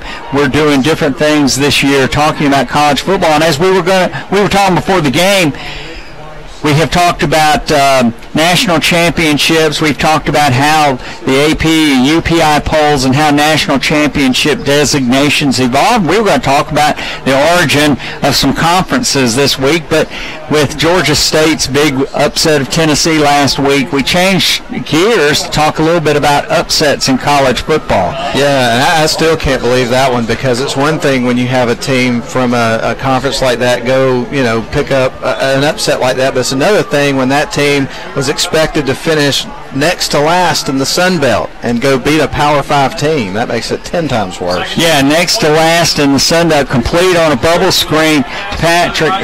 Tristan Ryan, he's running to the near side. He's gotten a little blocking, and Matt, he's finally grabbed and thrown down at about the 45-yard line of the Tigers.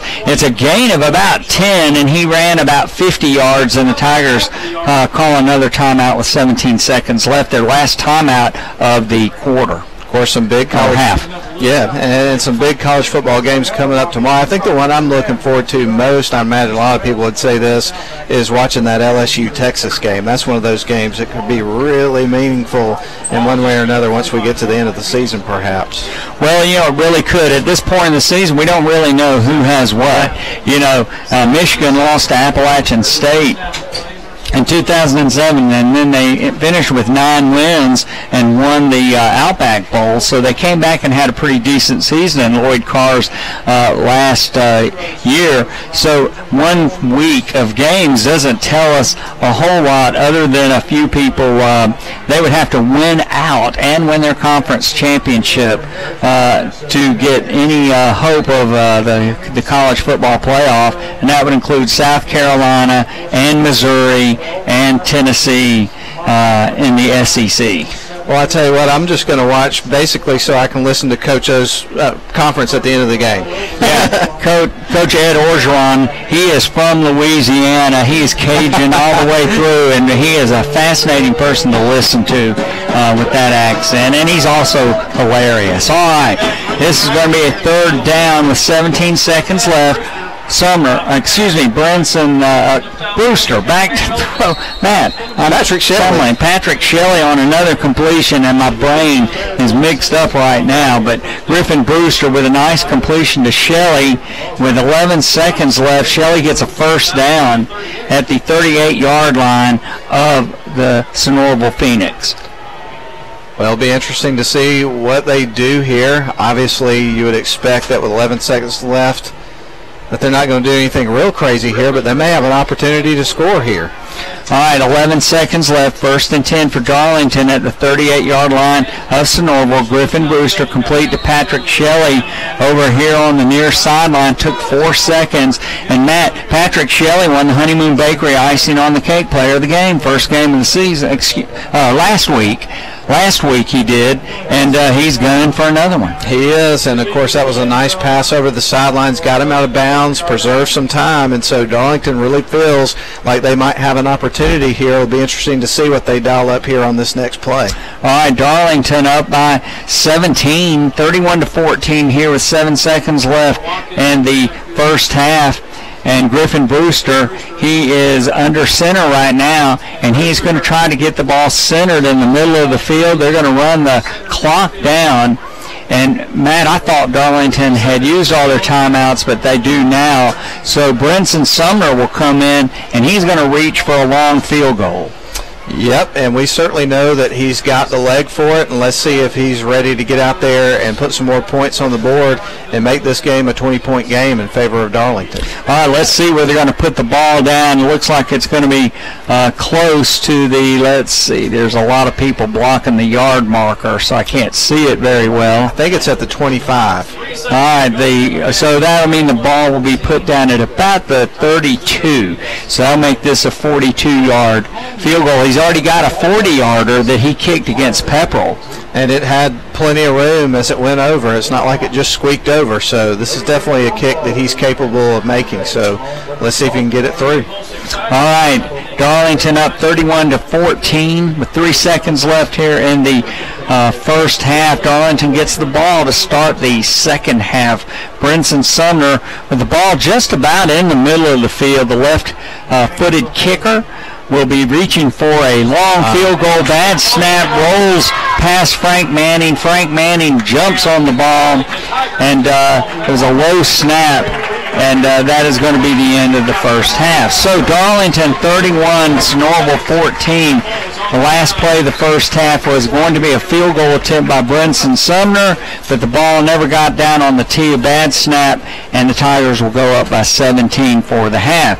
So we're going to send it back to WLAQ for some commercial messages, and then we'll come back for the Steak and Shake on Turner McCall halftime report, and we'll talk about football, Carson Swiger, and how much we love him and the things he's going to be facing. And then we'll also talk a little bit about upsets in college football. So don't go away.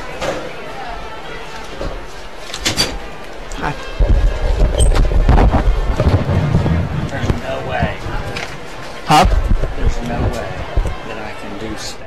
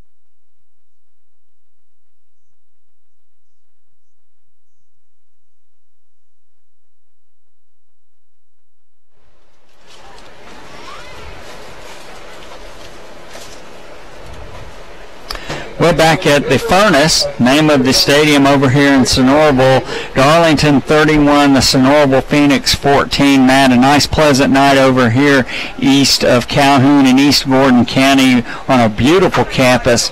And, we've always enjoyed coming over to Sonoraville. There haven't been many times we've come over here, but they always are the best hosts, and they treat us to a nice spread of food. And, we just have a great time over here. We're thankful to the Sonoraville athletics director and the administrator, the principal, everybody over here. But a great setting to come to for a football game. It is. I've been up here with Darlington before. I've also been up here with Model a couple of times, and like you say, every time you come up here, it is consistent from when we walk in the door to when we're parking. Just everything that we've done here tonight, everybody's been super nice and really helpful to us getting set up and really welcoming. And from our perspective, that makes a massive difference. It really does. Well, it does, and to get over and be able to prepare for the game and to have such good hosts, it just makes it easier. And we thank the Sonoraville folks. We like nice people, don't we? We absolutely do, Matt, and we got some great ones here. Well, and we just Matt and I were talking at halftime. Ladies and gentlemen, we're over here, but our executive producer, my wife Gina, who spots for us, keeps stats for us, she's not here. And my paper here, I'm trying to keep stats, Matt, but I have so many things crossed out, corrected, and everything. The only thing I really think I have track of is the scoring, and I'm not even sure about that. But we will talk about that in just a minute. Darlington up 31-14, Tigers up 31-0, and then the Sonoraville Phoenix led by Brady Lackey come back, put up 14 unanswered points on the Tigers, and Darlington looking a little sloppy there toward the end of the first half, and I'm sure Tommy Atha is in the locker room saying right now, guys, did something turn your brains off, because all of a sudden we look like we're sleepwalking out there. It really felt that way. Certainly you had the ball bounce Sonoraville's way a couple of times. There were some plays they made that they looked like they had open earlier in the game where there were some drops and things like that, and they finally started connecting.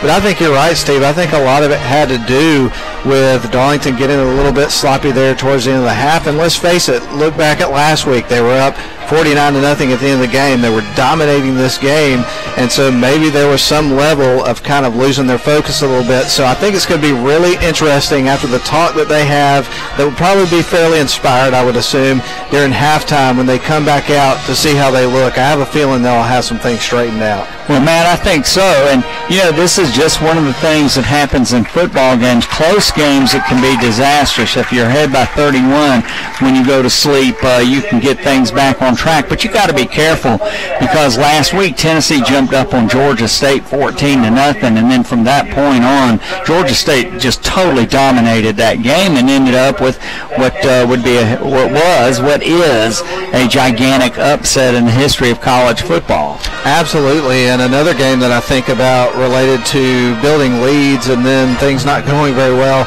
I think about the Florida State game that took place last week against Boise State. I was watching the first half of that game when I was at home, and then I went down to Atlanta and watched the end of it, and I was shocked because Florida State was rolling in the first half, and in the second half they didn't score a single point, and things just fell apart for them. So you got to get out there, you got to finish the drill, and I think that Darlington will rise to the occasion coming up in the second half. Well, I think they will, Matt, and to just go to just carry the Florida State-Boise State game a little further, there was a quirky thing by Willie Taggart that was said at the beginning of the week. It's just a disingenuous way of, instead of just saying, we got our rear ends kicked in the second half, and I'm the coach and I'm responsible.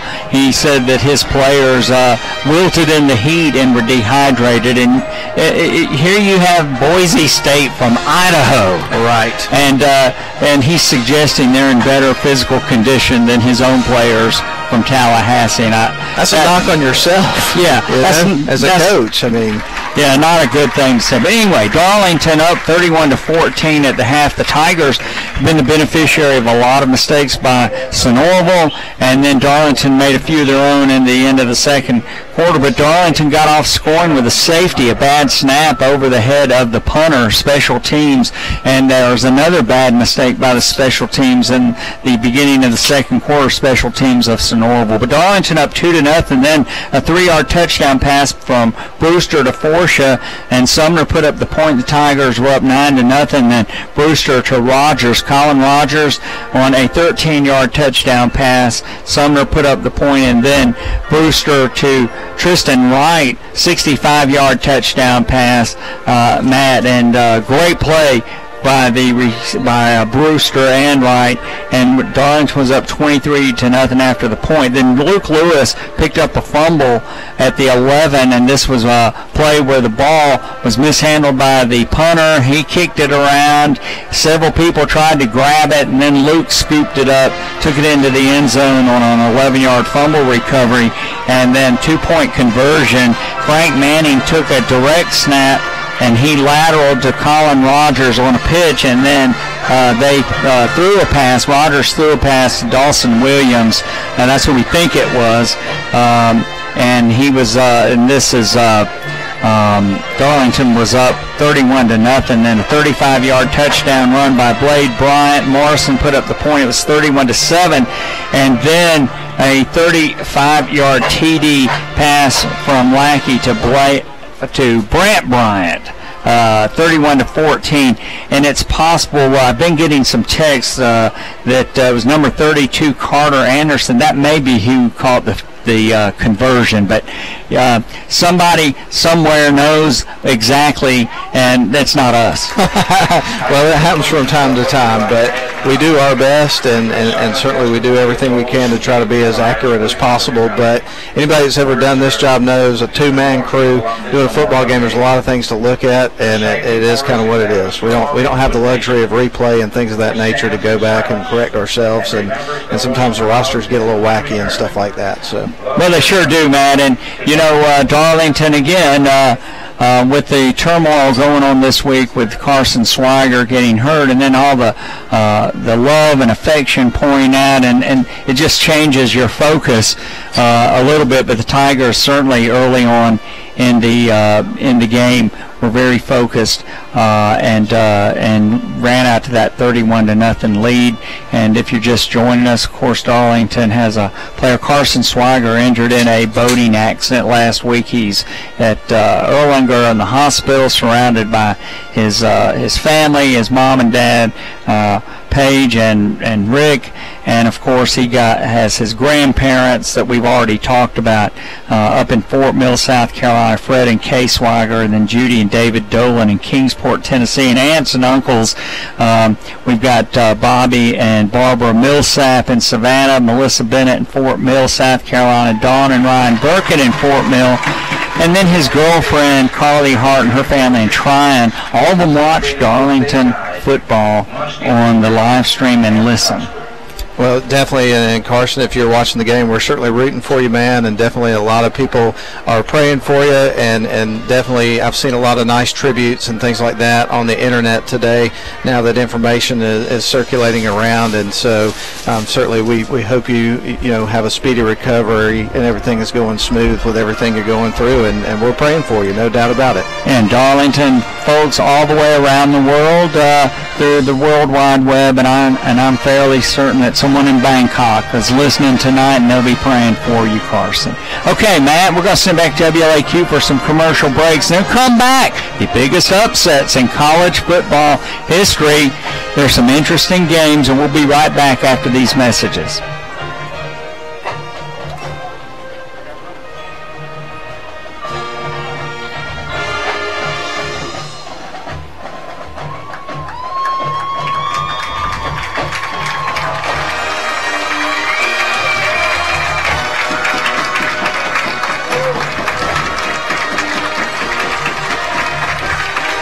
Wow, look at that.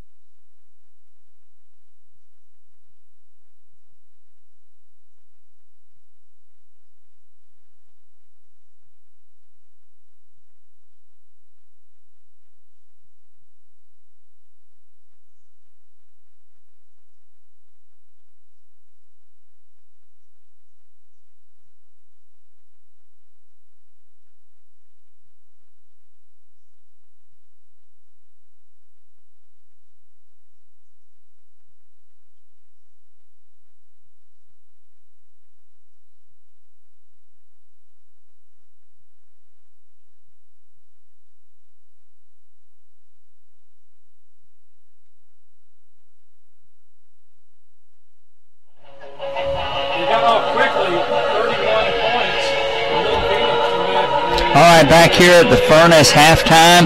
Steak and Shake on Turner McCall halftime report, sponsored by Steak and Shake over on Turner McCall Boulevard. Steak, burgers, French fries, great food, great milkshakes. Go down to the Steak and Shake.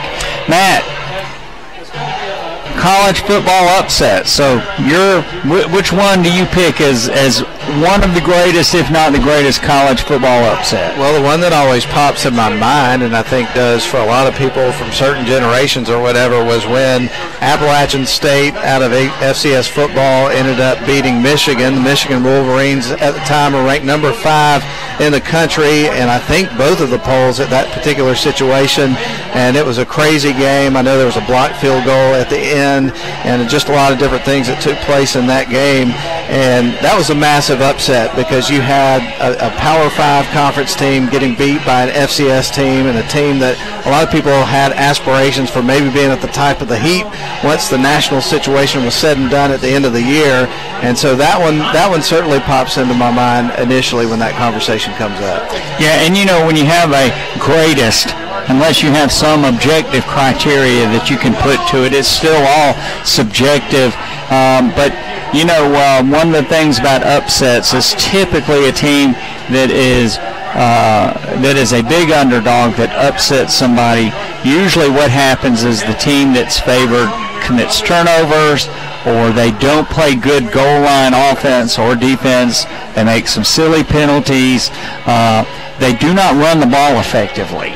And there's a pattern to upsets. The problem is that you never know when the pattern's going to happen, so you can't really predict it. But, you know, there's some that stick out in my mind. In Oregon State beating Washington in 1985, they were 37-point underdogs and had not won more than 2 games for the previous 10 seasons, 2 games per season, and they were big underdogs in that game. And then Michigan upsetting Ohio State in 1969. Ohio State had a 22-game winning streak, had won the national championship the year before, had a veteran quarterback. They go up to Ann Arbor and they get upset 24-12, and Rex Kern throws 6 interceptions. So the turnovers, you got to avoid that. But I still go back to Center College upsetting Harvard in 1921. You go back and read those stats of that game, and there are stats for that game, but Center College just whipped Harvard. They ran the ball more effectively. They had the equal turnovers, interceptions. Center College threw 2. Harvard fumbled the ball twice, but Center scored a touchdown in the second half to go up 6-0 and missed the extra point. Harvard came back and scored to tie the game, but an illegal procedure against their end called that play back, and they ended up losing 6-0. But that was at a time when Harvard was a power. They had a 22-game unbeaten streak when they came into that game, and that is still considered, in my opinion, the Center team that went up there. A school of 300 people goes up there to Boston and beats Harvard. That's a big upset. That's pretty incredible. Another couple that pop into my mind. I'm a Jacksonville State alum, and so several years ago, Jacksonville State beat Ole Miss, and that was really exciting. And I remember listening to the radio call on that particular game from Mike Paris, who's been the voice of the Jacksonville State Gamecocks for a long time, and I really enjoyed that game. And then they almost pulled off another one against Auburn a few years ago, and that one didn't pan out at the end of the game. But Jacksonville State can be a dangerous team. But I'll tell you this, Steve, I don't know why any Power 5 conference school would schedule Appalachian State on their schedule after what happened with Michigan, after what nearly happened with Tennessee a few years ago, and then last year wasn't it Penn State that they nearly beat? So it seems like they're a thorn in almost every Power 5 team side they play against for the most part. Yeah, and it's one of those things now that people are so focused on the college football playoff, these things are magnified now when a team loses, because every single week ESPN has this, well, who's out? And one win can do you in. Of course, the first game of the season, Tennessee, their fans can still be saying, yeah, but if we win out and win the conference, then we will go to the playoff. And that is true. It is possible that such a thing could happen, but the probability is so low that we really don't consider that at this time. But, those are the things that happen. But when these upsets occur, they kind of shake the foundation of college football right then, because they're so magnified as this shouldn't happen. Yeah, and one of the things that's interesting about it this past weekend, Steve, is you had a situation where you had Mack Brown back at North Carolina, a team that I think won 2 games last year, going up against his former coordinator and heir apparent at Texas, going up against each other, and the fact that Mack Brown's North Carolina Tar Heels defeated Will Muschamp's South Carolina Gamecocks, that would have been a much bigger story had that game between Tennessee and Georgia State didn't take place. Yeah, it would have, and the faithful of South Carolina, they're not happy with Coach Muschamp, and of course, as one commentator pointed out, he said that South Carolina, they didn't look like they were really ready, but their offensive and defensive lines both were not very good, and so they've got a lot of issues over there.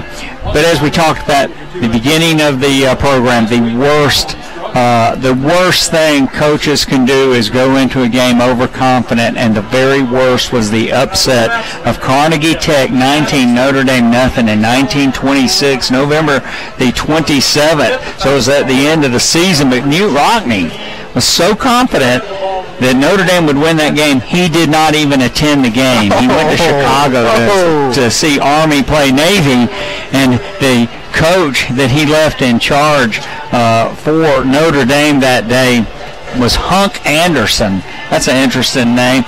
He followed the game plan that Rockne made up, but the word got out beforehand that Rockne wasn't even going to attend the game because he didn't think that the Tartans were good enough for him to even go to Pittsburgh, and they ended up upsetting Notre Dame 19-0. Very interesting. A lot of lessons learned from that particular situation. Yeah, pride will do you in.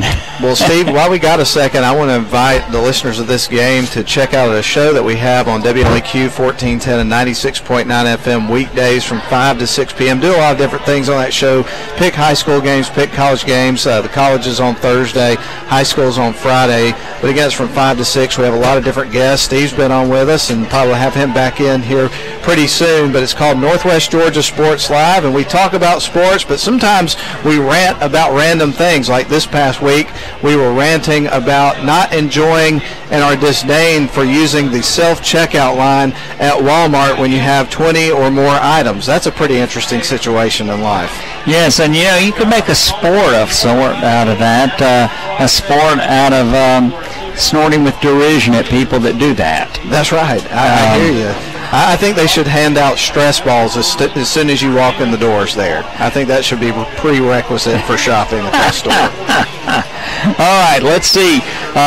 Man, we did get some halftime stats, so let's see what we'll have as we can go forward in the game here. And this comes from April Marion. Joe Marion's mama and daddy do the stats for Darlington. So let's see what we've got going on here. Anyway, all right, Morrison about to tee it up for the Sonoraville Phoenix. We're about ready to have football. Get those chin straps buckled back, ladies and gentlemen, because the Darlington Tigers, up 31-14, received the kickoff. Tomich Leather high end over end kick. Colin Rogers has a ball bounce off of his hands into the end zone for a touchback. And Matt, that was very fortuitous. It really was, and like we talked about, the half there for Darlington there in the late part of the first half, it got very sloppy, and then you come out with a situation like that. It was a little bit surprising, and luckily they dodge a bullet there, and let's see if they can set something up here on their first drive of the half. 1st and 10 for the Darlington Tigers at their own 20-yard line, and let's see. We're trying to get some information. Looks like Griffin Brewster was 10 for 11 in the first half, Matt, with 171 yards. That is unofficial.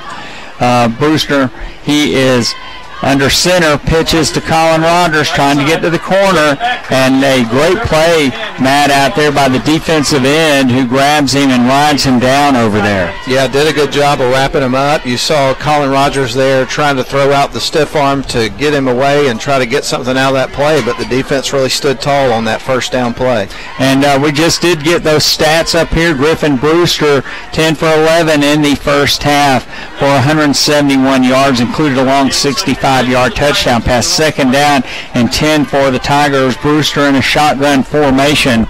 And Matt, let's see if we can get Collins rushing yards here. Quick pass to Patrick Shelley out here. He's trying to get to the 30, and he is ridden out of bounds by two defenders. Matt, I don't think he got there. Let's see where they mark it. If they mark it at the 30 or beyond, it's a 1st and 10 for Darlington. But a nice throw out here by Griffin Brewster. I think he's going to be a little bit short, but we will see. No, they're moving the chains. Yeah, the tip of the ball is touching the 30, and that's all it needs to do. All right, 1st and 10 for the Darlington Tigers here in the second half. First possession, Tigers up 31-14 here early in the third quarter. If you're just joining us, Griffin Brewster looks over to the sideline, ball on the near hash, two wide outs to either side, hands off to Colin Rogers. Colin Rogers bursts into the secondary, 15, 17 yards, and Matt, he just cut up the middle and then veered over to his left, and he has 15, 17. Let's make it 17 yards. Yeah, his last run didn't go too well. He was brought down and didn't get anything out of it, and you could tell he was a man on a mission on that play. It was not going to be denied. Picked up the first down, and the chains are moving for the Tigers. He had 59 yards in the first half. Brewster hands off to Rogers, cuts off to the left side,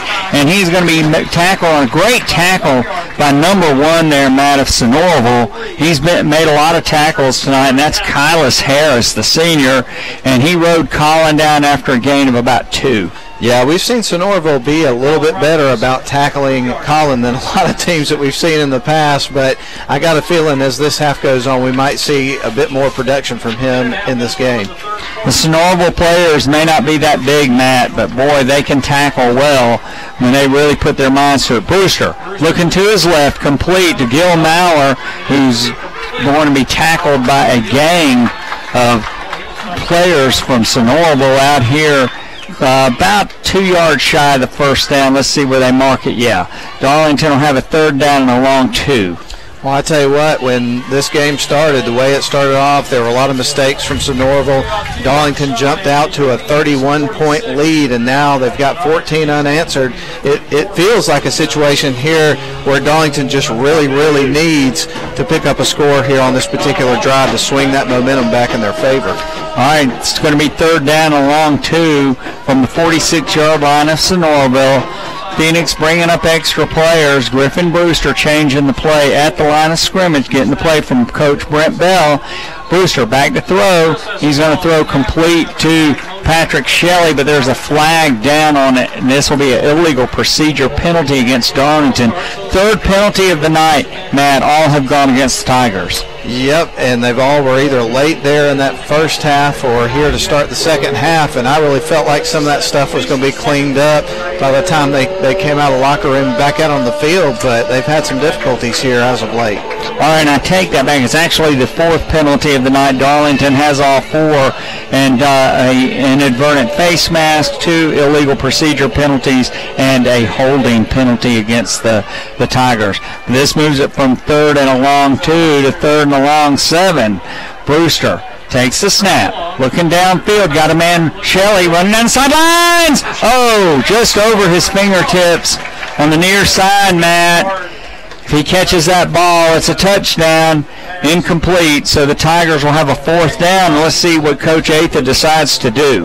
Yep, and that was over his head just a little bit, chasing after it. Couldn't quite get to it. You had 2 defenders that were on him, so it was a good thing that the throw was not a little bit short. All right, Tate Ratledge, third punt of the night for the Darlington Tigers. And he is standing back at his own 35-yard line. Tate Ratledge. And for the Phoenix, number 7, Blade Bryant, back standing inside of his 20. High high kick. Bryant waves people to get away from it. It bounces backwards. Luke Lewis catches it at about the 25-yard line. Let's see where they mark it, Matt. And the Phoenix will have their first possession of the second half. Yeah, that punt, he had pretty decent air under it, but when it hit, it bounced back the other way. The previous punt that we had, he pinned him inside the 10, and that one didn't bounce in the direction in which he wanted it to. All right, and Lackey comes in for Sonoraville at the quarterback position. Matt, he had a really good first half, especially at the end of the first half, and the Tigers gave up 2 touchdowns on the last 2 possessions for Sonoraville in the second quarter. So let's see what the Tigers can do here.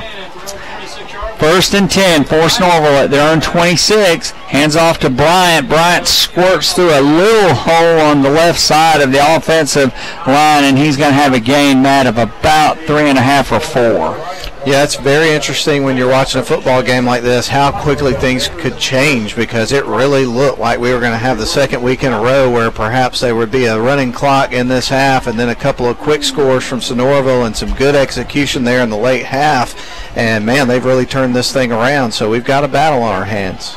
All right, second down and about 6. Dallas Keuchel of the Braves pitching a shutout in the top of the 6th, 2-0 Braves against the Nationals. And Blade Bryant, boy, he is really running well, Matt. He looked like he was trapped over at the line of scrimmage and then bursts off the left side to a first down out to the 40-yard line of the Phoenix. And right now, the Darlington Tigers are not looking like the superior team here. They're really not. You've got some guys that can run here for Sonoraville. You've got some decent wide receivers. You got a quarterback who's mobile, who can throw the ball and can also run. And so this is a dangerous team when they are executing their plays. All right, Darlington trying to defend Sonoraville. First and 10 for the Phoenix, and they have a running back who just winds his way over on the left side of the offense.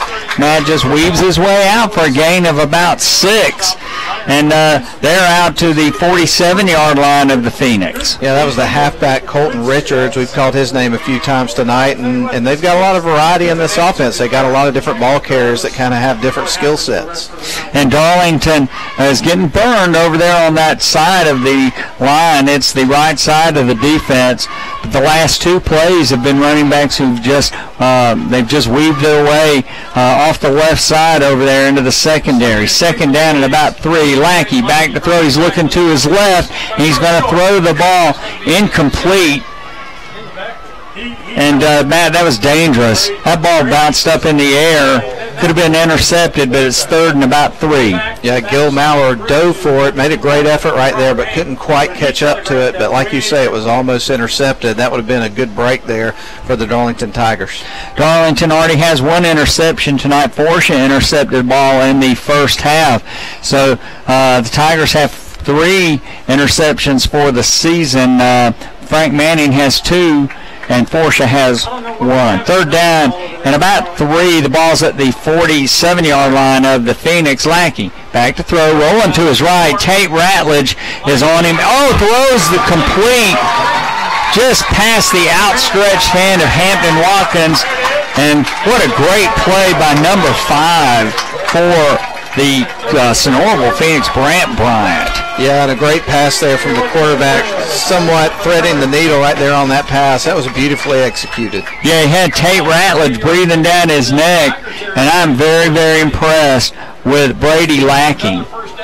Another first down for Sonoraville at the 38-yard line of Darlington. Darlington up 31-14. Lackey back to throw. He's going to throw the ball down the sideline, and it's going to be incomplete. And that was intended for number 9, Matt. In fact, if I'm correct, that was Draven Peppers. Yeah, and Tristan Wright on the coverage there was right on top of him. And then also there was some pressure on the quarterback, so he had to get that throw out. So that was good defense from Darlington. All right, and Tristan Wright, as you said, Matt, he was right on him like a blanket.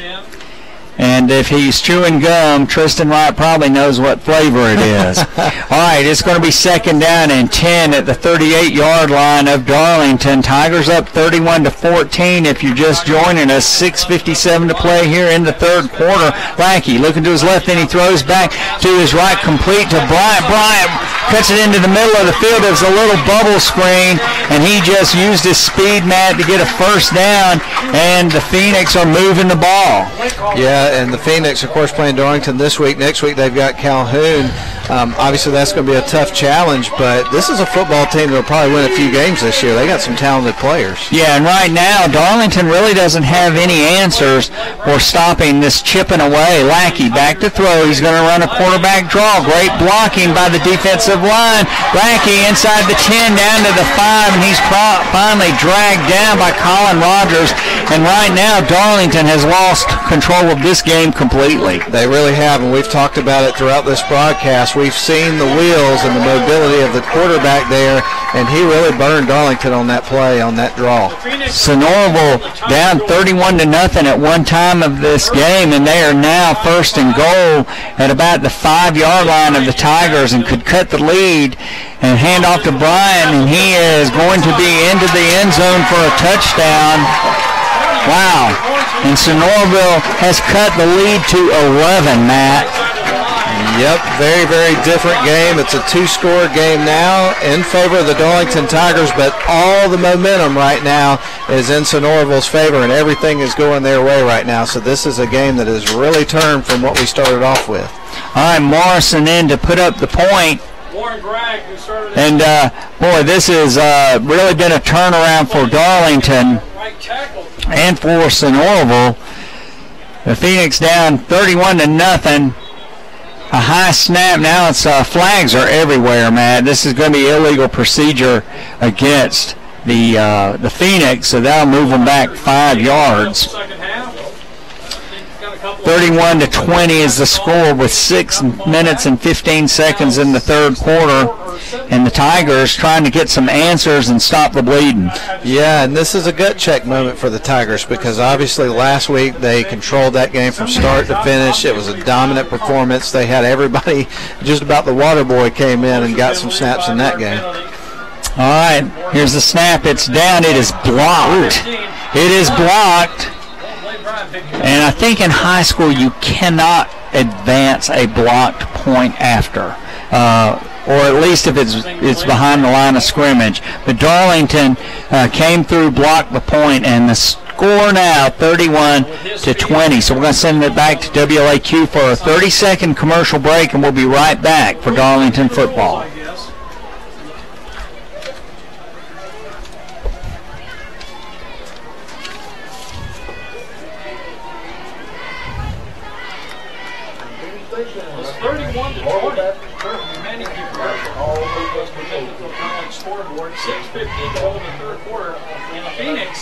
Interesting.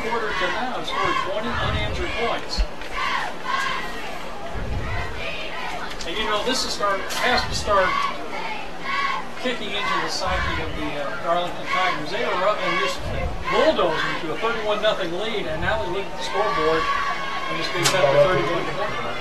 All right, we're back at the Furnace. Morrison about to kick it off to Darlington, and the Tigers need to start moving that ball and take control of this game back. Morrison, toe meets leather, end over end kick, and it rolls into the end zone, and the Tigers will scrimmage from their own 20-yard line. And Matt, if you're interested in some scores, Wake Forest over Rice 21-14 in the 2nd quarter. Red Sox are beating the Yankees 6-1, but it doesn't really matter much in that Eastern Division. The Yankees are great this year. Braves up 2-0 on the Nationals. And other college football, William and Mary trails Virginia 35-3 in the 2nd quarter. So Virginia doing their job, in Boise State and Marshall tied at 0, scoreless in the 1st. Stay tuned after the game for the Rome Orthopedic Center and the awarding of the Honeymoon Bakery Icing on the Cake Player of the Game. All right, this is Patrick Shelley, direct snap in the Wildcat. Patrick Shelley gets out, Matt, to about the 28-yard line. Nice run by Shelley from the quarterback position, 2nd and 2. Yeah, mixing things up there on offense. You know, Darlington's always going to have a wrinkle or two there. The Wildcat trying to get some momentum, trying to get some positive things going here in the Spark. 31-20 if you're just joining us. Darlington up 31-0 and then giving up 20 unanswered points. The Tigers are going to try here a quarterback sneak. It is successful to the 30.5-yard line, and the Tigers will have a first down here. And worth noting, this is the final tune-up game, if you will, before the Darlington Tigers enter the region schedule, which starts not next week, but week after next against Gordon Lee at home. Yeah, and anytime you play Gordon Lee, interesting things happen. They're more interesting up there next to that Chickamauga battlefield, where I'm convinced the ghosts come in there and rattle everything. But, you know, it's going to be an interesting play. Okay, Griffin Brewster fakes it to Colin Rogers and keeps the ball and gets out to about the 38-yard line. Nice run for Griffin on first down. Matt, we haven't seen that play in a while. They're going to make it 7. So Darlington's going to have a second down and about 3 for a first down. Darlington in a hurry-up mode right now, or it looked like they were going to snap the ball in a hurry. Brewster in a shotgun. They're all looking over to Coach Bell to get the play. And the Tigers need a long drive here, Matt. They really do. All right, Brewster in a shotgun. He's going to hand off to Colin Rogers. Man breaks in. Colin Rogers in the secondary. He's over midfield. And, Matt, he made a great play there, number 10, for Sonoraville broke in off the edge and almost tackled him. He shook him off and ran off the right side for first down yardage into Sonoraville territory. Indeed he did, and the Darlington Tigers, interesting play calling up to that point. Of course, you had the Wildcat play, then you had the quarterback run. Now Colin Rogers comes up with a big play. It'll be really interesting to see how they start this next series of downs. All right, 1st and 10 for Darlington at the 47-yard line of the Phoenix. Tigers up by 11 here in the third quarter, getting sort of late in the third quarter. Griffin Brewster in a shotgun. He's going to hand it to Colin Rogers, and he rolls forward. I'm mad he fumbled the ball, and Sonoraville has it, and Rogers is getting up slowly. Oh, boy. So that's a turnover for Darlington, and I didn't see who recovered it for Sonoraville, but the Darlington Tigers seem to be taking control of the game again, and now a turnover to Sonoraville. And the man that picked it up, unless I'm badly mistaken, was Austin Arnold. All right. Wow. All right, this is exactly what the Tigers didn't need. Up 31-20. Matt, we've been talking about upsets. Boy, this would be an upset. Tigers were favored by 15 in this game. Yeah, and the way that started, going up 31-0, it looked like they were just going to roll to another win, and then the tides changed, and boy, what a different outlook we've got right now. All right, Lackey, he's in a shotgun formation. That was strange. He is being pursued by Tate Ratledge. Great play by Lackey. That ball looked like it hit the hands of another person, then into Lackey's, and he rolled out here. Man, he made a great play, and all of a sudden you're thinking, my goodness, what in the world is going on? It's a gain of about 9 for Sonoraville. Yep, and I believe the stop was from Gavin Forsha. And let's see if Darlington can come up with a stop here. This is not going in the right direction. No, it's not. And right now, every single play that's being made, Lackey is making them. I'm very impressed with him. Darlington with 5 men up on the line of scrimmage, and that Lackey fakes it to a man up the middle, and he brings it over on the near side on a keeper. He's got another first down at the 40-yard line of Darlington.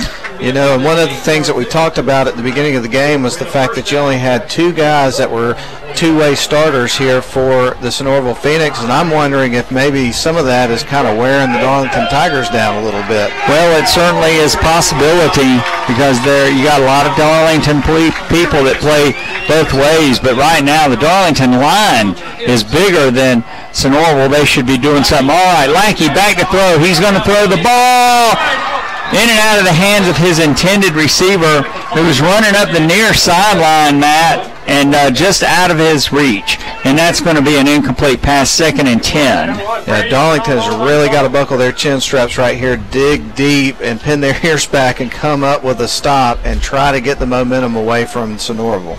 All right, 2nd down and 10 at the 40-yard line of the Tigers, getting late in the third quarter. 2:54 to play. Darlington up 31-20 in a non-region contest, but everything's important in single. Way ball's up past Lackey, rolled past him, and he scoops it up. He's trying to get running room, and he's going to be tackled. And boy, Matt, Darlington might have had an opportunity, but Lackey kept his cool and got that ball, scooped it up. A big loss, but still, it could have been worse for Sonoraville. Could have been a lot worse, and I mean, I continue to be so impressed by the athleticism and the peace of mind that this young man has, presence of mind, I should say, out on the field. I mean, the fact that he was able to get that ball back to where it was a miracle, really. Big third down play. Sonoraville at the 45-yard line of Darlington, 3rd and 15.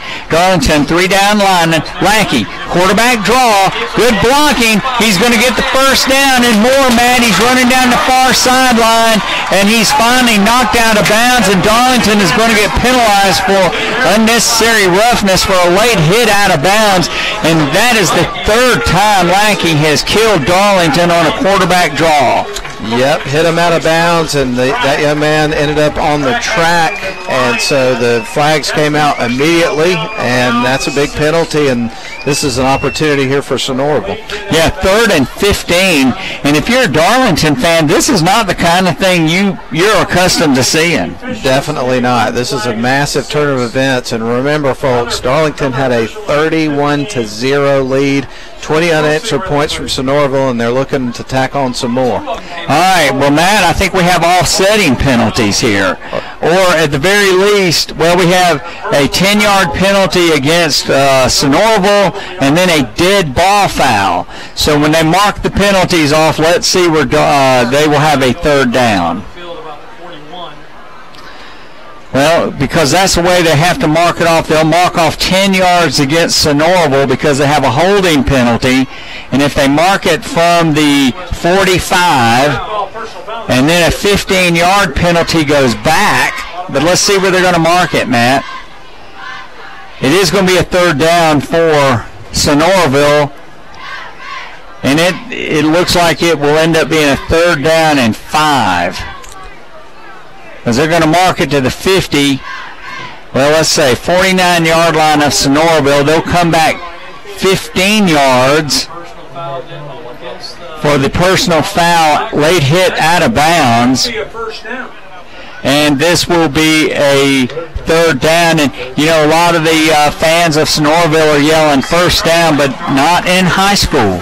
In high school, it's only an automatic first down on a personal foul if it's a roughing penalty. Gotcha. So this will be 3rd down and about 6 for Sonoraville. And if Darlington can stop Sonoraville here, and that's a big if at this point, then that will be a very costly penalty against the Phoenix. All right, after the penalties are taken care of, we've got a 3rd and about 6. Lackey, he's going to hand the ball, or he's going to fake it to Brian. He's going to be stopped short of the first down, Matt. Another flag. Okay, another flag, and it's going to be another holding call against Sonoraville, consecutive 10-yard penalties. And, Matt, these 2 penalties against Sonoraville could turn this game back around. It really could. No, Darlington's got a break here. They got to take advantage of it, and let's see what happens. Yeah, 3rd and 15, and Lackey on a quarterback draw gets inside the 15-yard line of Darlington, and then he is hit out of bounds, but a holding penalty has to be assessed against Sonoraville first. So instead of having a first down inside Darlington's 10 after the late hit, they had to come back. It was a 3rd and 6. Now the ball's moved back to midfield, and the line to make is Darlington's 30. So now we've got a 3rd and 20. Wow. A lot happening here over the last few plays. Yeah. And I hope everybody got that. Whew. I don't want to have to explain it again. All right, Lackey, 3rd and 20. He's in a shotgun. 3 wideouts to this side, 1 to the far side. Darlington giving a little space. Tate Ratledge, he's back there. He misses him. And Darlington is coming up to try to tackle Lackey. And a great play by Gavin Forsha. Matt, he has made some plays tonight. He came up, man, as soon as he saw Lackey breaking out of the pocket, and he really racked him at about the 48-yard line, and it will be 4th down and long for Sonoraville. Well, I tell you what, you got to tip your cap to that young man, because there were a couple of misses there, and then finally Force, as you mentioned, came in and made the play, and Darlington desperately needed somebody to step up and make a play right there, and hopefully that'll help that momentum come back on their side. All right, Gavin Forsha comes up, makes a great play. Lackey, he is not feeling good, and now a bench warning is being given to Sonoraville. I'm not exactly sure why Ben Burns of Sonoraville was clapping his hands, because his quarterback just got hurt and they just got a bench warning. But in any event, maybe after the game he can explain that to somebody. But it's 4th down and long for Sonoraville. The line to reach is the Darlington 30, and the ball is on Darlington's 47. So punting will be Morrison. Yeah, that's a big stop there for the Darlington Tigers. Obviously had some help with the holding penalties and all the situations that unfolded, and they need to have a good drive right here. Man runs in late for Sonoraville. Morrison, good snap, good punt. Tristan Wright takes it, didn't call a fair cut, and misses the first guys. Now a flag. That's going to be a block in the back. And Tristan Wright is going to be tackled, Matt, after a good return. He broke through the first wave of tacklers, and a flag came flying in immediately.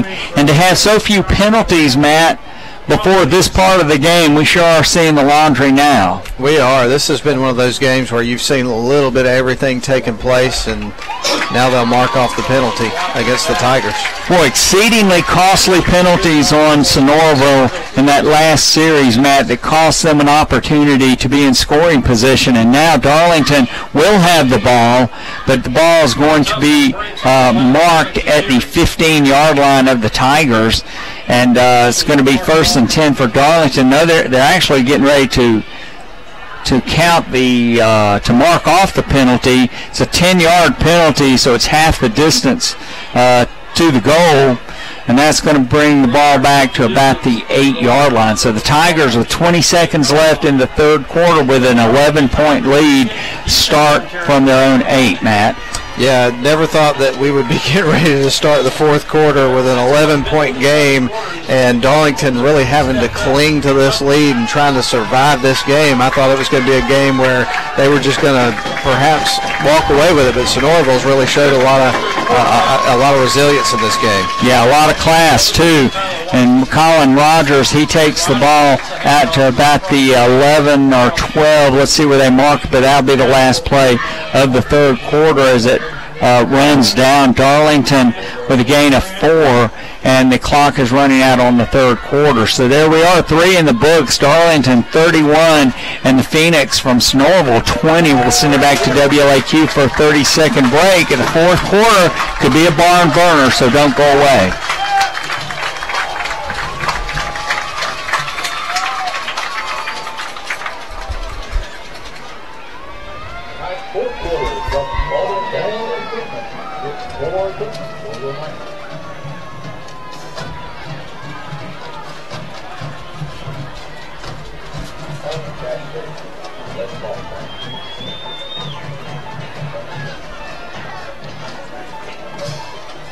This is their location at 2331 Highway 411 in Fairmont, Georgia. For all your trash needs, call 706-337. Well, if you're just joining us tonight, we're over here at the Furnace in Sonoraville, Georgia, east of Calhoun and East Gordon County, for Darlington's game against the AAA Sonoraville Phoenix. Darlington up 31-20, but Matt, the last few minutes of the third quarter were wild. They were wild, and this has been a wild and wacky sort of a game with some ebb and flow, and really ever since the end of the first half, it's been mostly good things happening for the Sonoraville Phoenix, with the exception of all the penalties and everything that blew up that drive for them. So Darlington it really feels like they need to score right here and just start to put this thing away. Yeah, you know, the Sonoraville Phoenix scored 20 unanswered points, and you know, as you said, the Tigers are bringing this ball upfield. We're taking momentum back, then turn it over. Sonoraville then has a great run by Brady Lackey, and then 2 a penalty. They weren't offsetting penalties, but a 10-yard holding against Sonoraville, 15-yard against Darlington, then another holding penalty against Sonoraville. Let's see if the Tigers have put enough water on this fire to at least start to put it out. Handoff to Colin Rogers. Colin Rogers has both arms around the ball. He runs into a solid tackler in the middle of the field, spins off of him, and he's got a gain of about 4, and the Tigers are going to have 3rd and a long 2, Matt. Yep, and they've done a better job tackling Colin than most teams have over the last couple of years. That's definitely a feather in their cap. All right. Darlington, big 3rd down play, 11:30 to play here in the football game. Griffin Brewster calling out the signals, trying to draw the Phoenix off side, Matt. And now he's back. He hands the ball to Colin Rogers. No, he fakes it to him, Matt, and he runs out off the far side. I think he's going to have a 1st down at the 19. He needed to get to the 18 for a 1st down, and that is a 1st down for Darlington. Yeah, it'd be really nice to see the Darlington Tigers come out and get several 1st downs, have a nice long drive, cap it off with some points, and put this thing out of reach. All right, it's going to be 1st and 10 for Darlington at the 19 of the Tigers.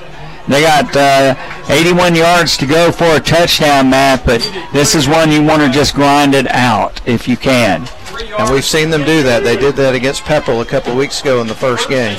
Absolutely, and it's going to be a handoff to Colin Rogers. And in the secondary, Colin Rogers out over the 35-yard line, Matt. He was almost gone, and now we're starting to see the Colin Rogers that just bruises people in the 4th quarter. Yep, it has not been necessarily a typical game what we've seen from him, but it is going to be interesting to see here in the last 10 minutes what kind of production they can get from him and see if, like you say, they can kind of grind it out and finish up this game on a positive note. Gain of 16 to the 35-yard line of the Tigers, who have an 11-point lead and are not in any hurry to snap this ball. Play clock down to 10. Griffin Brewster in a shotgun. Here's the snap. Hands it off to Colin Rogers. He stutters steps, and then he drags tacklers forward, Matt, out to about the 40-yard line. And right now is the special time for Colin Rogers. All the great fullbacks in the 4th quarter, they just start making people miss, or they just carry them with them. They do, and one of the things worth pointing out, when you're dealing with single-A football, you have the power rankings, and so whereas most teams, the non-region games don't really matter, but they do in this case. So what you want is Darlington to win, and then you want Sonoraville to win the rest of their schedule after this game. All right, 2nd down and 5 at the 40. Handoff to Colin Rogers, and Colin Rogers gets out close to the 47-yard line. It's going to be 3rd and short, and this is where, if you are a Darlington fan, you're saying, hey, mano, this is where it gets tough, and you're going to go behind your big guy, Tate Ratledge, and the lineman that you've got, you're going to say, okay, you got to just grind it out. You do. It'll be interesting to see what they do here, and let's see if they can get this 3rd down. This is a really big play. Sonoraville bringing all their linebackers up, Matt. 3 down linemen. They have played hard tonight, but they're bringing those linebackers up to stop an inside run, and his handoff to Rogers, and Rogers, oh my goodness, man, he comes off the right side and bulls his way over the 45-yard line. And, boy, that's just one of those things where he just roars through there, and it's going to be a 1st down. And this is where you've got to win your games. Yeah, this is where the rubber meets the road, and that was a powerful run by Colin Rogers. As you mentioned, Sonoraville stacked the box. They knew what was coming, but they just couldn't stop it, and he's such a powerful runner. And I'm going to say this. I know Carson Swiger from his hospital bed, he is watching this saying, boy, I wish I could be out there with my teammates. And his teammates honoring him with orange socks. If you're just joining us, 8:18 to play in the game. Colin Rogers has a man cut up inside of him, and he tackles him at about the line of scrimmage. Maybe a loss of 1, Matt. This will be 2nd down and about 11 for the Tigers. Yeah, I believe that was Davin Buckner on defense there from Sonoraville with a shoestring tackle, and that puts Darlington behind the sticks there here for this 2nd down.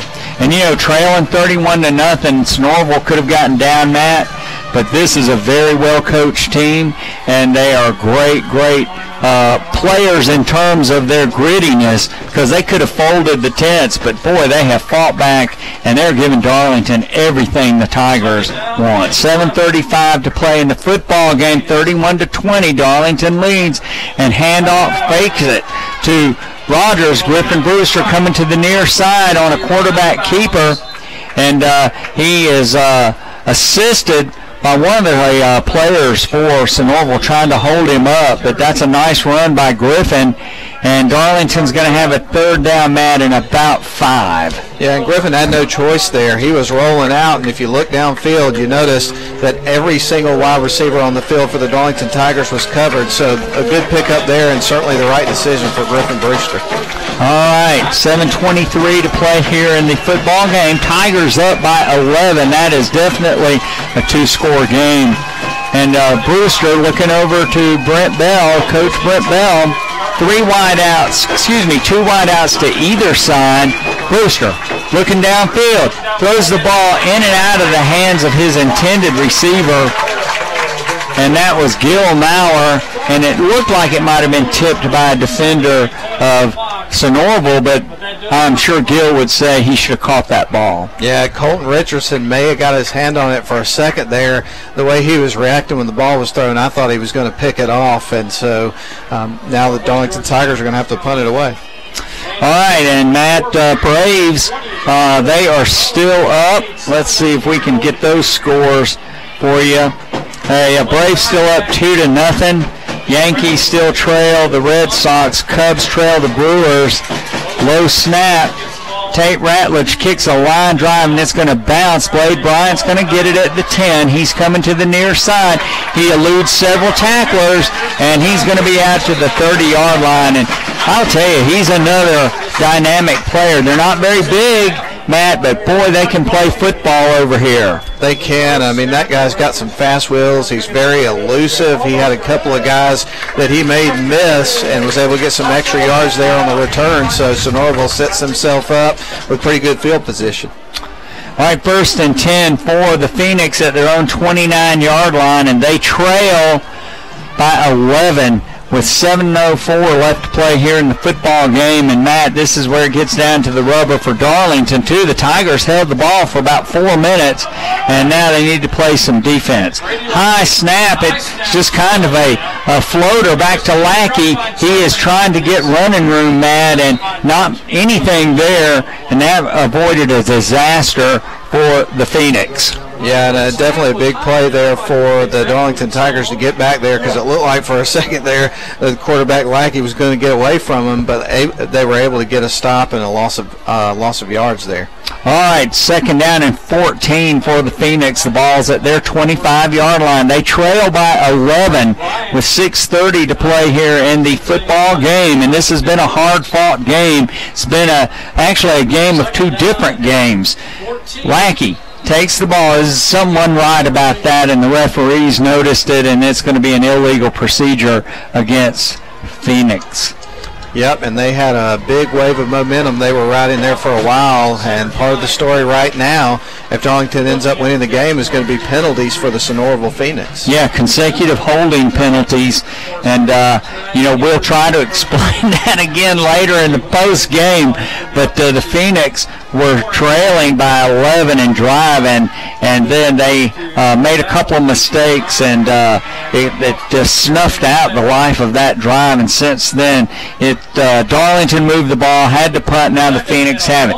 Lackey looking to his left. Oh, almost intercepted by Luke Lewis. Lackey looked to his right, tried to throw to his left, and Luke Lewis was right there. Incomplete. He was trying a little bubble screen over here, Matt, and it's going to be 3rd and long for the Phoenix. The line to make is their own 39, and the ball is at their own 25. Their own 20. And if he would have been able to pick that off, it might have been a pick 6, because it sure looked like a lot of green grass in front of him, Steve. Yeah, and Luke Lewis already has a touchdown tonight on a fumble return. But, Matt, Honeymoon Bakery icing on the cake player of the game coming up. We got some tough decisions, but Gavin Forsh has had a great game. He really has, Steve. All right, Lackey takes the ball, looks downfield. Tate Ratledge trying to grab him. He's got him now. The ball's on the field. And it is picked up by a Sonoraville player, but Tate had Lackey for finally. He's swinging him around by his jersey, and the ball came out. And Darlington almost got it inside the 20 of the Phoenix, but they are going to have to punt the ball. And, Matt, that is a big play. That's a humongous play and a big stop there by the defense. They've been having some troubles over the last parts of this game. So that was a big victory right there for the Darlington Tigers. You talk about victories within the game. That was a huge one. It really was. And now a timeout called by the Phoenix. 5:22 to play here in the football game. Darlington up by 11 points. We'll send it back to WLAQ for a 30-second break. Don't go away. This game's not over yet. 1 mile from here to the interstate. They need about half of that. 5:22 on your Northwest Georgia Technical College game. Score 31-20 score. Boy, I tell you what, it's been a right second half.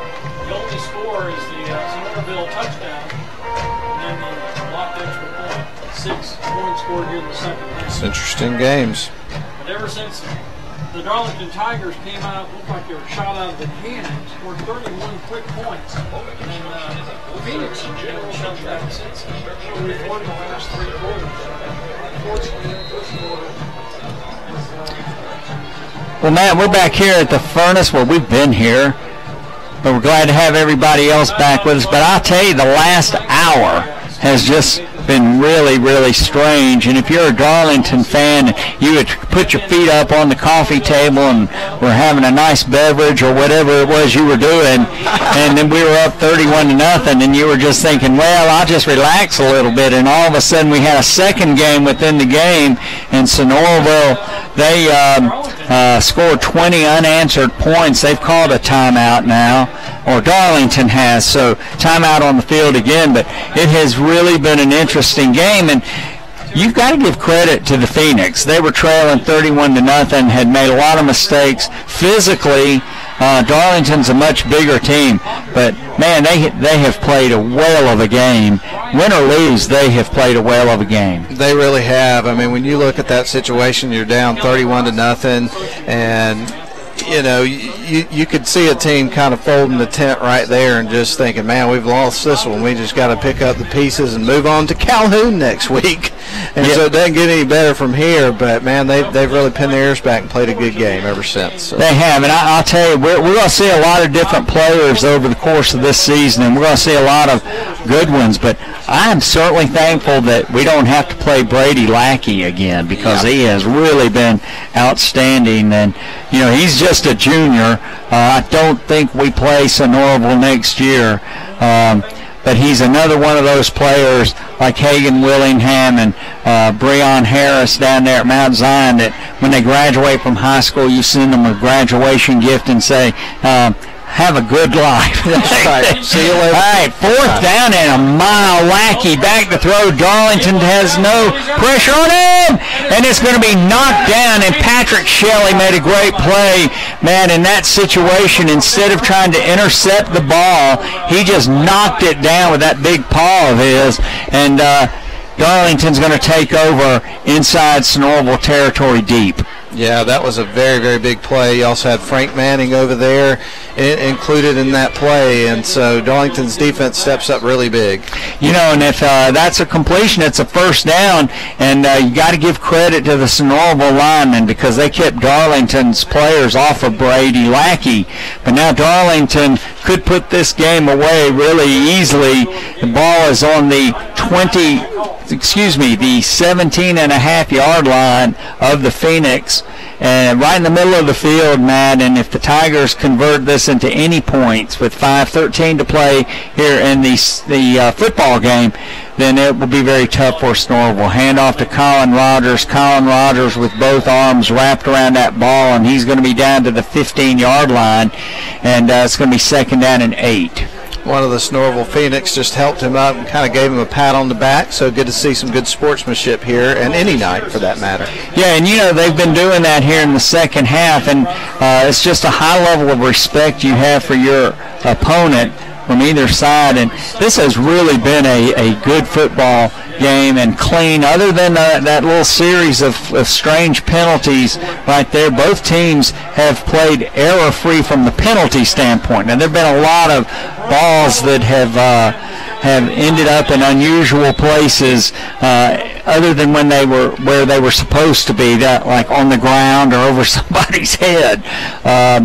But otherwise, both teams have fought really hard and played really well in stretches. Now another timeout on the field. Darlington, I think, has called a timeout, Matt. Not able to get themselves in a proper alignment. Yeah, no. Well, it's a penalty. They're marking off a penalty. I did not see what the referee signaled. Did you see the? It's close, but tell you what, these kids tonight got into a big hole, and they have clawed and clawed and clawed for 3 quarters. All right, one of the Sonoraville folks over here, Matt, has clarified that too many men on the field, 12 men on the field. So illegal substitution for the Tigers. And you could see somebody running on the field right at the last instant. Okay, Darlington, power I formation. Colin Rogers breaks into the secondary. Colin Rogers keeps those legs moving. He's inside the 10, down to the 6. Really close to a first down. Matt, that's the kind of thing, if you're a football coach, that's one thing you're going to say at some point is, hey, we're just going to slap them in the mouth and see if they can stop us. Yeah, no question about it. And, of course, you got Denver Pate here as the head coach of the Sonoraville Phoenix. This is his, I believe, 3rd season, and the last couple of years they missed the playoffs. But, man, watching the way this team has played so well tonight, from getting down 31-0 and making this a game, he's definitely doing a good job coaching this team, and I'm definitely looking forward to seeing how his career goes from here. First and goal from the 7, Colin Rogers. He just turns. He's holding on to the ball. They're trying to get that ball out. Gain of about 3 or 4. Josh Donaldson, Matt, just in another home run for the Braves, and they lead 4-0. And I think that's in the 7th inning.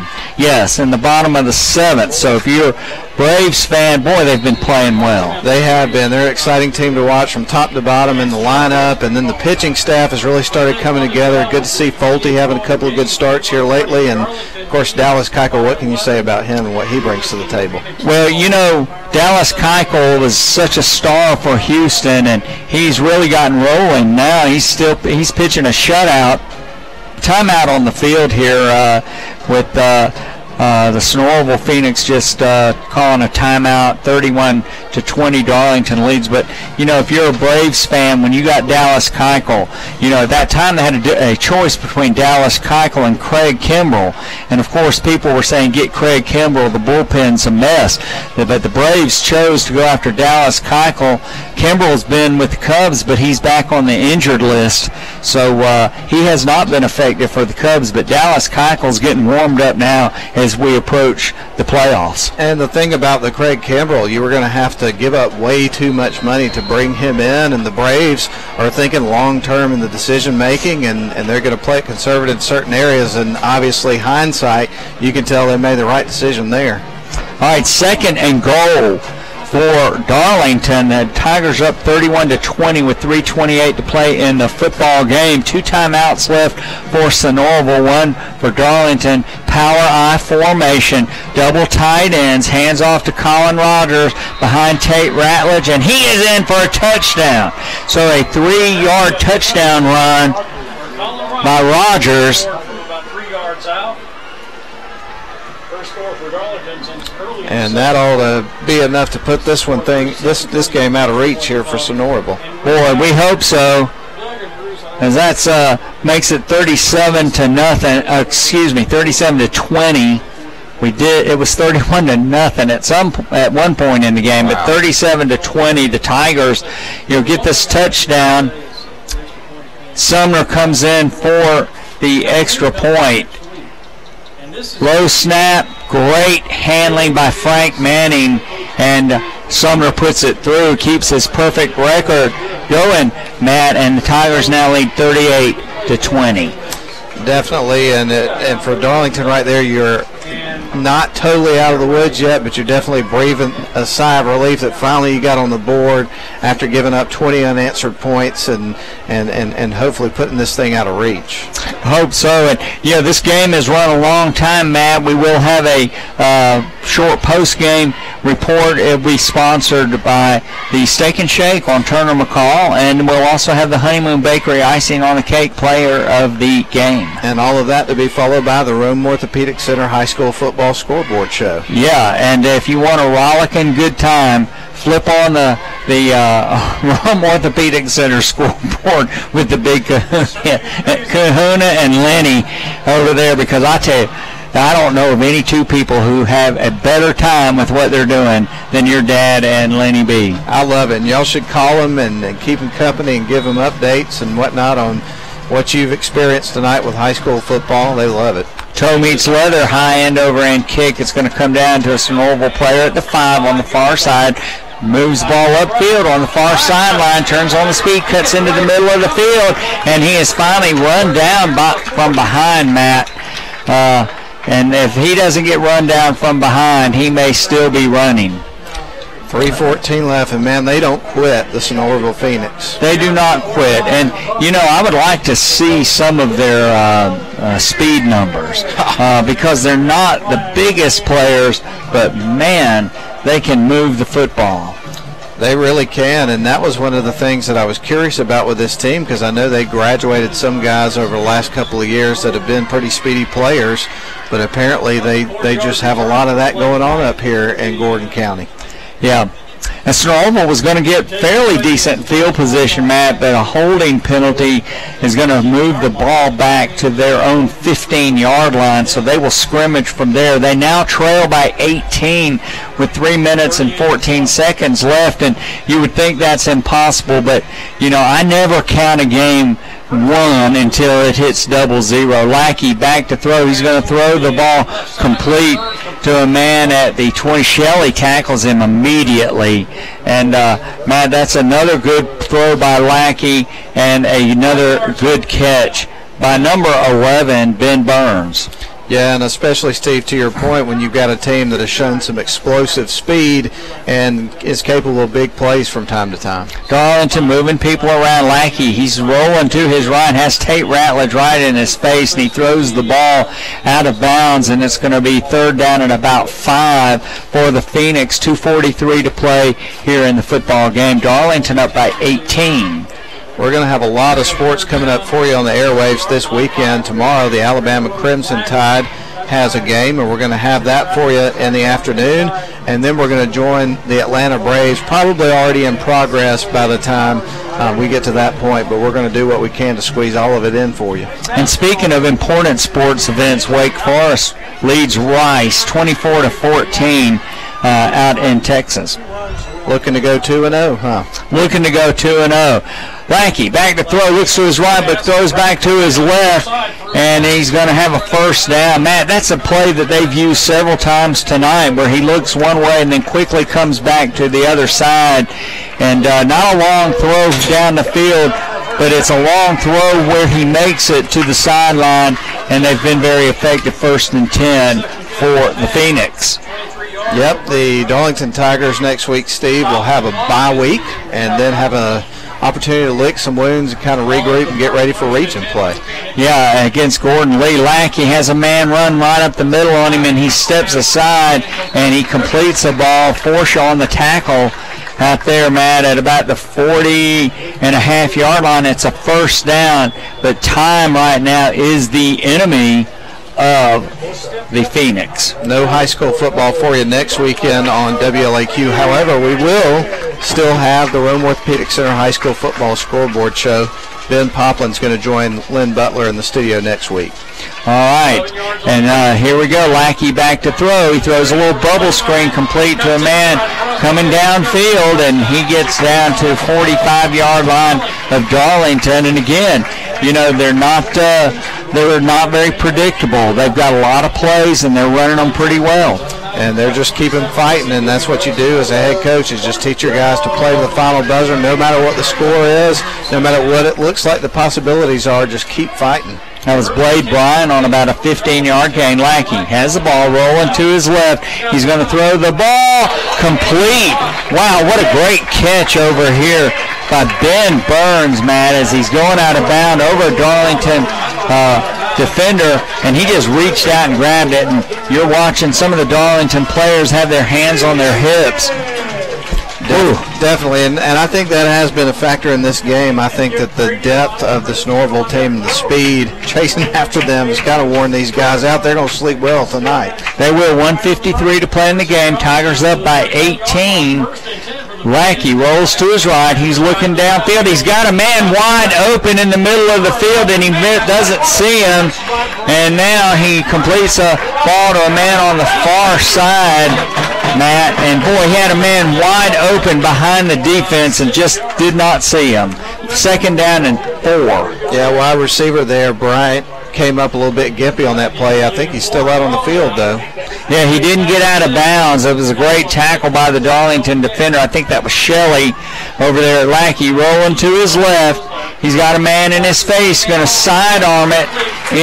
Just complete over here, and I don't know what his completion percentage is. It's got to be high. You know, Matt, and in the first half, number 5 dropped several balls. That's Brant Bryan, who just made a great slide and catch, 1st and 10.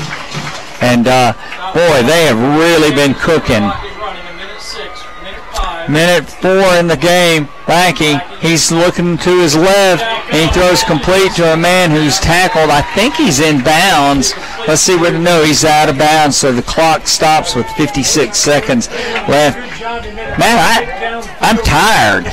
I am also. This has been a really strange game, and it's just wearing everybody out, I think. Yeah, it has been one of those games, and it's already 10:07, and the game's not over yet. So we've been out here 2.5 hours with the broadcast, and usually the games are over. Lackey's done a great job. He's looking downfield. He's going to throw the ball complete to a man across the middle, but he is tackled before he gets to the end zone. It's going to be a 1st down. The clock will stop momentarily, 38-20, and that was Josh Kushmal.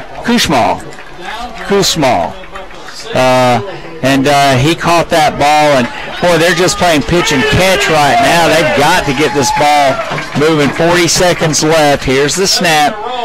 Lackey looks to his left, and he throws it for a touchdown.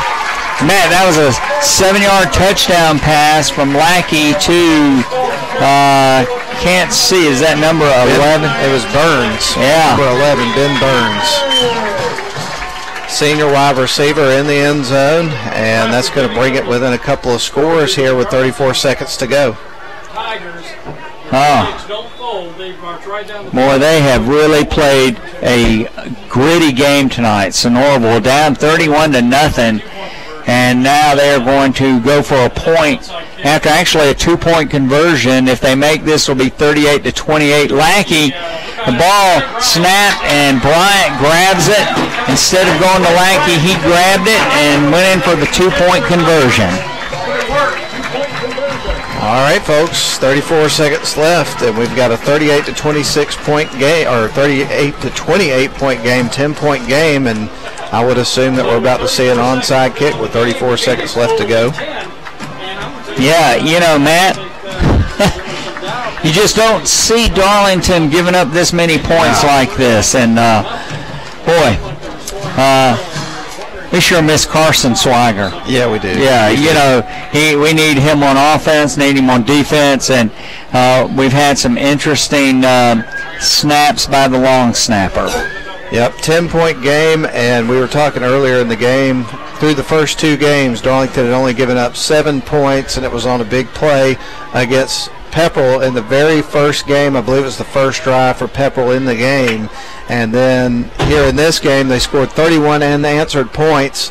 And then Sonoraville Phoenix, late in the first half, comes storming back, score a couple of touchdowns, then score a touchdown at the beginning of the second half and made a game of it. And thankfully, Darlington was able to score just a little bit ago and have gotten this thing just about out of reach. But we got an onside kick coming up. Yeah, we sure do. And Marcel will tee it up. And here we are. Lackey is 30 of 38 for 250 passing yards. And he has 150 rushing yards. So he is responsible for 400 yards himself. Wow. This reminds me of that game at Gordon Lee that year that quarterback and running back ran for over 400 yards. All right, onside kick. It's not going to go 10. Get away from that football! Holy Toledo! Wow, that ball was not going to go 10 yards, and one of the Darlington players was standing right next to it. Almost clipped his leg, it looked like. My grandmother said, "Oh, Lord, help my time." Why in the world would he be standing out there? So first and 10 for the Tigers. They're going to take over at the Phoenix. All right, now this should do it if the Tigers just take a knee, 38-28. If you're just joining us, you have missed a crazy ball game. Darlington up 31-0 at one point in the game, and then Sonoraville comes just roaring back and put up. Brady Lackey, the quarterback, by himself put up 400 yards of total offense. Yeah, an interesting night when you jump to a 31-0 lead, and then you feel like you're fortunate to get out of here with a win.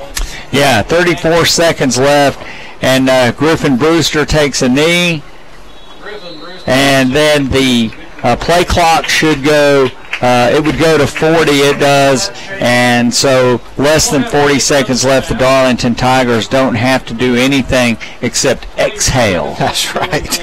And boy, that is what we're going to do, is exhale. Okay, clock ticking down. Honeymoon Bakery icing on the cake, player of the game to be named at the end of tonight's game on the post-game show. And no more Brady Lackey to see this year. Final, Darlington 38 and Sonoraville 28. We'll send it back to WLAQ for a quick commercial message. We'll come back for the post-game show, the Steak and Shake on Turner McCall post-game show, Honeymoon Bakery icing on the cake, player of the game, and then Rome Orthopedic Center scoreboard.